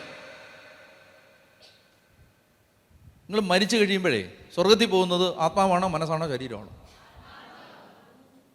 കർത്താവിൻ്റെ രണ്ടാം വരവിൽ നമ്മൾ സ്വർഗത്തിലോ ഭൂമിയിലോ ഒക്കെ എവിടെ എങ്ങനെ ജീവിക്കാൻ പോകണം? നമ്മുടെ ആത്മാവാണോ ശരീരമാണോ മനസ്സാണോ? വിശ്വാസ പ്രമാണത്തിൻ്റെ അവസാനത്തെ ലൈൻ ഏതാ? ശരീരങ്ങളുടെ ഉയർപ്പിലും ഞങ്ങൾ. അപ്പോൾ ഈ ശരീരം ഉയർക്കും കേട്ടോ. ഈ ശരീരം ഉയർക്കും. പക്ഷെ ഈ ശരീരമല്ല, ഇതേ ശരീരമാണ്. പക്ഷെ ആ ശരീരം വീണ്ടെടുക്കപ്പെട്ട ശരീരമാണ്, മഹത്വീകരിക്കപ്പെട്ട ശരീരമാണ്, നവീകരിക്കപ്പെട്ട ശരീരമാണ്. ആരുടെ ശരീരം പോലെ? ഉയർത്തെഴുന്നേറ്റ യേശുവിൻ്റെ ശരീരം പോലെ. കണ്ടാൽ യേശുവാന്ന് മനസ്സിലാവും, പക്ഷെ കതകടച്ചിരുന്നാലും അകത്ത് കയറാൻ പറ്റും കതക് തുറക്കാതെ. മനസ്സിലാവുന്നുണ്ടോ? ഭക്ഷണം കഴിക്കുന്നതായിട്ട് തോന്നും, പക്ഷേ ദഹന പ്രക്രിയകളൊന്നുമില്ല. കഴിച്ചില്ലേ? എടുത്ത് മീനെടുത്ത് തിന്നില്ലേ അവരുടെ മുമ്പിൽ വെച്ച്? മനസ്സിലായ? ശാരീരിക പ്രവർത്തനങ്ങൾ പുറമേ കാണുമ്പോൾ ശരീരമുണ്ട്, സൂക്ഷ്മ ശരീരമാണ്. കതകടച്ചിരുന്നാലും അകത്ത് വരാൻ പറ്റും, ഇഷ്ടമുള്ള രൂപം പ്രാപിക്കാൻ പറ്റും, അല്ലേ? പിന്നെ മഗ്ദലന മറിയം വിചാരിച്ചു തോട്ടക്കാരനാണ്. എമ്മാവുസിലേക്ക് പോയി ശിഷ്യന്മാർ വിചാരിച്ചു യാത്രക്കാരനാണ്. തെബേരിയസിൻ്റെ തീരത്ത് ചെന്നപ്പോൾ അവർ പറഞ്ഞു ഭൂതാന്ന് പറഞ്ഞു. എന്ന് പറഞ്ഞാൽ പല രീതിയിലാണ് ആളുകൾക്ക് കാണുന്നത്. അപ്പോൾ മഹത്വീകരിക്കപ്പെട്ട ശരീരമായിട്ട് മാറും. പറഞ്ഞേ ഹല്ലേലൂയ, പറഞ്ഞേ ഹല്ലേലൂയ. ശരീരം അതിൻ്റെ പരിമിതികളെ അതിജീവിക്കും. ഇത് ക്രിസ്ത്യാനിയുടെ ഒരു വിശ്വാസമാണ്. അതാണ് ശരീരങ്ങളുടെ ഉയർപ്പിലും ഞങ്ങൾ വിശ്വസിക്കുന്നു. നമ്മൾ വിശ്വസിക്കുന്നു. ഇത് ക്രിസ്ത്യാനിയുടെ ഒരു പ്രത്യാശയാണ്. എന്താണ് പ്രത്യാശ? ഞങ്ങളുടെ ശരീരങ്ങൾ ഒരിക്കൽ, ഈ ശരീരം മാറും, ഈ ശരീരത്തിൻ്റെ ഈ പ്രവണതകളൊക്കെ മാറും. പറഞ്ഞേ ഹല്ലേലൂയ, പറഞ്ഞേ ഹല്ലേലൂയ. ഈ ശരീരത്തിന്, അതായത് അതിൻ്റെ ഉദാഹരണങ്ങളാണ് ഈ നമ്മൾ ജീവിച്ചിരിക്കുമ്പോൾ പല മനുഷ്യരുടെയും ജീവിതത്തിൽ സംഭവിക്കുന്ന മാനസാന്തരങ്ങൾ. ക്രിസ് എന്ന് പറയുന്ന അവളുടെ രണ്ടാമത്തെ പേര് ഞാൻ പറയില്ല. രണ്ടാമത്തെ പേര് പറഞ്ഞാൽ ചില ആളുകൾ അത് പോയി ഇന്ന് ഇൻ്റർനെറ്റിൽ തപ്പിയാൽ അപകടമാണ്. അതുകൊണ്ട് ക്രിസ് എന്ന ആദ്യത്തെ പേര്, രണ്ടാമത്തെ പേര് ഞാൻ പറയണില്ല.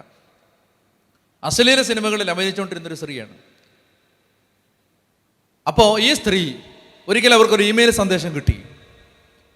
ആ ഇമെയിലിനകത്ത് ഇങ്ങനെ എഴുതിയിരുന്നു, ക്രിസ്, കഴിഞ്ഞ 10 കൊല്ലമായിട്ട് ഞാൻ രാത്രിയിൽ ഉറങ്ങിയിരുന്നത് നിന്റെ നഗ്നത കണ്ടുകൊണ്ടാണ്, നിന്റെ നഗ്ന വീഡിയോകൾ കണ്ടുകൊണ്ടാണ്. ഞാൻ നിന്റെ നഗ്ന വീഡിയോകളുടെ അഡിക്റ്റ് ആയിരുന്നു. എന്നാൽ കഴിഞ്ഞ ദിവസം ഒരു ക്രൂസൈഡിൽ വെച്ച്, ഒരു സുവിശേഷ യോഗത്തിൽ വെച്ച് ഞാൻ ഒരാളെ കണ്ടുമുട്ടി. അയാളുടെ ചിത്രം ആഴത്തിൽ എൻ്റെ മനസ്സിലേക്ക് പതിഞ്ഞു. മെനഞ്ഞാന്നും ഇന്നലെയും ഒക്കെ ഞാൻ ഉറങ്ങിയത് നിന്റെ നഗ്നത കണ്ടുകൊണ്ടല്ല, ഞാൻ അയാളുടെ ഓമന മുഖം എൻ്റെ മനസ്സിൽ കണ്ടുകൊണ്ടാണ് ഞാൻ ഉറങ്ങിയത്. ക്രിസ്, ലക്ഷക്കണക്കിന് കോടിക്കണക്കിന് എന്നെ പോലുള്ള ചെറുപ്പക്കാരെ നീ വഴിതെറ്റിച്ചിട്ടുണ്ട്. ഇന്നാണ് എനിക്ക് മനസ്സിലാവുന്നത്. ആ ഇമെയിൽ സന്ദേശം അവസാനിച്ചു. ഇമെയിൽ വായിച്ച് തീർത്തു. പിന്നെ നമുക്ക് ഉറങ്ങാൻ പറ്റിയില്ല. ഇമെയിൽ അയച്ച ചെറുപ്പക്കാരൻ്റെ മേൽവിലാസം കണ്ടെത്തി. അവൾ അവിടേക്ക് യാത്രയായി. അവിടെ ചെന്ന് അവൻ്റെ വാതിൽക്ക് ചെന്ന് മുട്ടി വിളിച്ചു. വാതിൽ തുറക്കുമ്പോൾ കഴിഞ്ഞ 10 കൊല്ലമായിട്ട് താൻ ആരാധ്യ വനിതയായി കണ്ടിരുന്ന സ്ത്രീ വന്ന് ഇങ്ങനെ കൺമുമ്പിൽ വന്ന് പ്രത്യക്ഷപ്പെട്ട് നിൽക്കുമ്പോൾ മനച്ചാഞ്ചല്യം കൂടാതെ ചെറുപ്പക്കാരൻ അവളെ അകത്തേക്ക് വിളിച്ചിട്ട് പറഞ്ഞു, ക്രിസ് നീ ഇരിക്കുക, കഴിഞ്ഞ 10 കൊല്ലമായിട്ട് ഞാൻ നിന്റെ അശ്ലീല സിനിമകളുടെ അടിമയായിരുന്നു. ഇപ്പോൾ ഞാനല്ല, ഞാനൊരു ചെറുപ്പക്കാരനെ കണ്ടുമുട്ടി. അവൻ്റെ ഓമന മുഖം കണ്ടുകൊണ്ടാണ് ഞാൻ ഉറങ്ങിക്കൊണ്ടിരിക്കുന്നത് ഇപ്പോൾ. അവൾ ചോദിച്ചു, എന്നോട് നീ പറയുക, എൻ്റെ സ്വസ്ഥതയും സമാധാനവും തകർത്തുകൊണ്ടാണ് നിന്റെ ഇമെയിൽ എൻ്റെ ഇൻബോക്സിലേക്ക് വന്നത്. എൻ്റെ സമാധാനം നഷ്ടപ്പെട്ടു. ആരാണത്? നീ ആരുടെ മുഖം കണ്ടുകൊണ്ടാണ് ഉറങ്ങിയത്? എനിക്ക് സമാധാനമില്ല. അവൻ പറഞ്ഞു, ഞാൻ കഴിഞ്ഞ ദിവസം ഒരു സുവിശേഷ യോഗത്തിൽ വെച്ച് എനിക്ക് വേണ്ടി കുരിശിൽ മരിച്ച് എന്നെ വീണ്ടെടുത്ത എൻ്റെ രക്ഷകനായ യേശുവിനെ കണ്ടുമുട്ടി. ആ യേശുവിനെ കണ്ടുമുട്ടി അവൻ്റെ മുഖം കണ്ടുകൊണ്ടാണ് ഞാനിപ്പോൾ ഉറങ്ങുന്നത്. എനിക്ക് പാപം ചെയ്യണമെന്നില്ല. പ്രിയപ്പെട്ട സഹോദരങ്ങളെ, അപ്പോൾ ഈ ചെറുപ്പക്കാരനോട് ഇവള് പറഞ്ഞു, അങ്ങനെയാണെങ്കിൽ ഞാൻ ആ ചെറുപ്പക്കാരനെ കണ്ടുമുട്ടാൻ ആഗ്രഹിക്കുന്നു. നീ പോയ സുവിശേഷ കൂട്ടായ്മയിലേക്ക് എന്നെ കൊണ്ടുപോവുക. അങ്ങനെ അവള് ഈ അശ്ലീല സിനിമയുടെ ഈ പോൺ സ്റ്റാറിനെയും കൊണ്ട് അവൻ സുവിശേഷ യോഗത്തിന് പോയി. അവിടെ വെച്ച് അവൾ യേശുവിനെ രക്ഷകനും നാഥനുമായിട്ട് സ്വീകരിച്ച് അവൾ സുവിശേഷ പ്രഘോഷികയായിട്ട് മാറി. ഇംഗ്ലീഷിൽ പല വോളിയമിൽ പുസ്തകമുണ്ട്, from porn to purity, from porn to purity. അശ്ലീലത്തിൽ നിന്ന് പരിശുദ്ധിയിലേക്ക്. അശ്ലീല സിനിമകളിൽ അഭിനയിച്ചുകൊണ്ടിരുന്ന അനേകം ആളുകൾ മാനസാന്തരപ്പെട്ട് യേശുവിനെ രക്ഷകനും നാഥനുമായിട്ട് സ്വീകരിച്ച് ബൈബിൾ എടുത്ത് നെഞ്ചത്ത് വെച്ച് സുവിശേഷം പ്രസംഗിക്കുന്നതിൻ്റെ ഈ രേഖാചിത്രങ്ങളാണ് from porn to purity. From porn to purity. എന്താ സംഭവിച്ചത്? ശരീരങ്ങൾ വീണ്ടെടുക്കപ്പെട്ടു. പറഞ്ഞേ ഹല്ലേലൂയാ. പൂർണ്ണമായും ശരീരം വീണ്ടെടുക്കപ്പെടും. ഇത് ക്രിസ്ത്യാനിയുടെ വിശ്വാസമാണ്. എന്താണ്? ശരീരങ്ങളുടെ ഉയർപ്പിലും ഞങ്ങൾ വിശ്വസിക്കുന്നു. അതാണ് ഫിലിപ്പി 3:21 വായിച്ചേ. സകലത്തെയും തനിക്ക് കീഴ്പ്പെടുത്താൻ കഴിയുന്ന ശക്തി വഴി അവൻ നമ്മുടെ ദുർബല ശരീരത്തെ തന്റെ മഹത്വമുള്ള ശരീരം പോലെ രൂപാന്തരപ്പെടുത്തും. വിശ്വസിക്കുന്നുണ്ടോ? ഇത് വിശ്വസിക്കുന്നു. അവൻ നമ്മുടെ ദുർബല ശരീരത്തെ തന്റെ മഹത്വമുള്ള ശരീരം പോലെ രൂപാന്തരപ്പെടുത്തും. പറഞ്ഞേ ഹല്ലേലൂയാ. പറഞ്ഞേ ഹല്ലേലൂയാ. ഹല്ലേലൂയാ. ഹല്ലേലൂയാ. യേശുവേ നന്ദി, യേശുവേ സ്തുതി, യേശുവേ ആരാധന. ഞാൻ ഇനി കുറേ വചനങ്ങൾ തൽക്കാലം ഇത്രയും വായിച്ചാൽ മതിയാവും. അപ്പോൾ നമുക്കിനി നമുക്ക് നാളെ പറയാം ബാക്കി കാര്യം. അതായത് ഈ രക്ഷ നമ്മുടെ ജീവിതത്തിൽ പൂർത്തിയാവുന്നതിന് നമ്മുടെ ഭാഗത്ത് നമ്മൾ ഏറ്റെടുക്കേണ്ട പ്രധാനപ്പെട്ട ഒരു ജീവിതമാണ് പരിഹാരത്തിൻ്റെ ജീവിതം. പരിഹാരത്തിൻ്റെ ജീവിതം. ഞാൻ അതിനെക്കുറിച്ച് സാമാന്യ വിശദമായി എന്തുകൊണ്ടാണ് നമ്മൾ പരിഹാരം ചെയ്യേണ്ടത് എന്നുള്ളത് വ്യക്തമായിട്ട് മനസ്സിലാകത്തക്ക വിധത്തിൽ പരിശുദ്ധാത്മാവ് നമുക്ക് പറഞ്ഞു തരും. അപ്പോൾ ഇത്രയും കാര്യങ്ങളാണ് എൻ്റെ മനസ്സിൽ ഈ മാന്നാനം കൺവെൻഷന് പറയാൻ വേണ്ടി ആത്മാവ് തന്ന പ്രേരണകൾ. അപ്പോൾ അത് ഞാൻ ചെയ്തുകൊണ്ടിരിക്കുന്നു. നാളെ ആകുമ്പോൾ അത് തീരും. അപ്പോൾ അതുകൊണ്ട് നിങ്ങൾ നന്നായിട്ട് പ്രാർത്ഥിച്ച് ഒരുങ്ങി വരിക. എഫേസോസ് 1:14 പെട്ടെന്ന് എഴുതണം. എഫേസോസ് 1:14, എഫേസോസ് 1:14, എഫേസോസ് 4:30, എഫേസോസ് 4:30 പെട്ടെന്ന് എഴുതിക്കോണേ. എഫേസോസ് 1:17,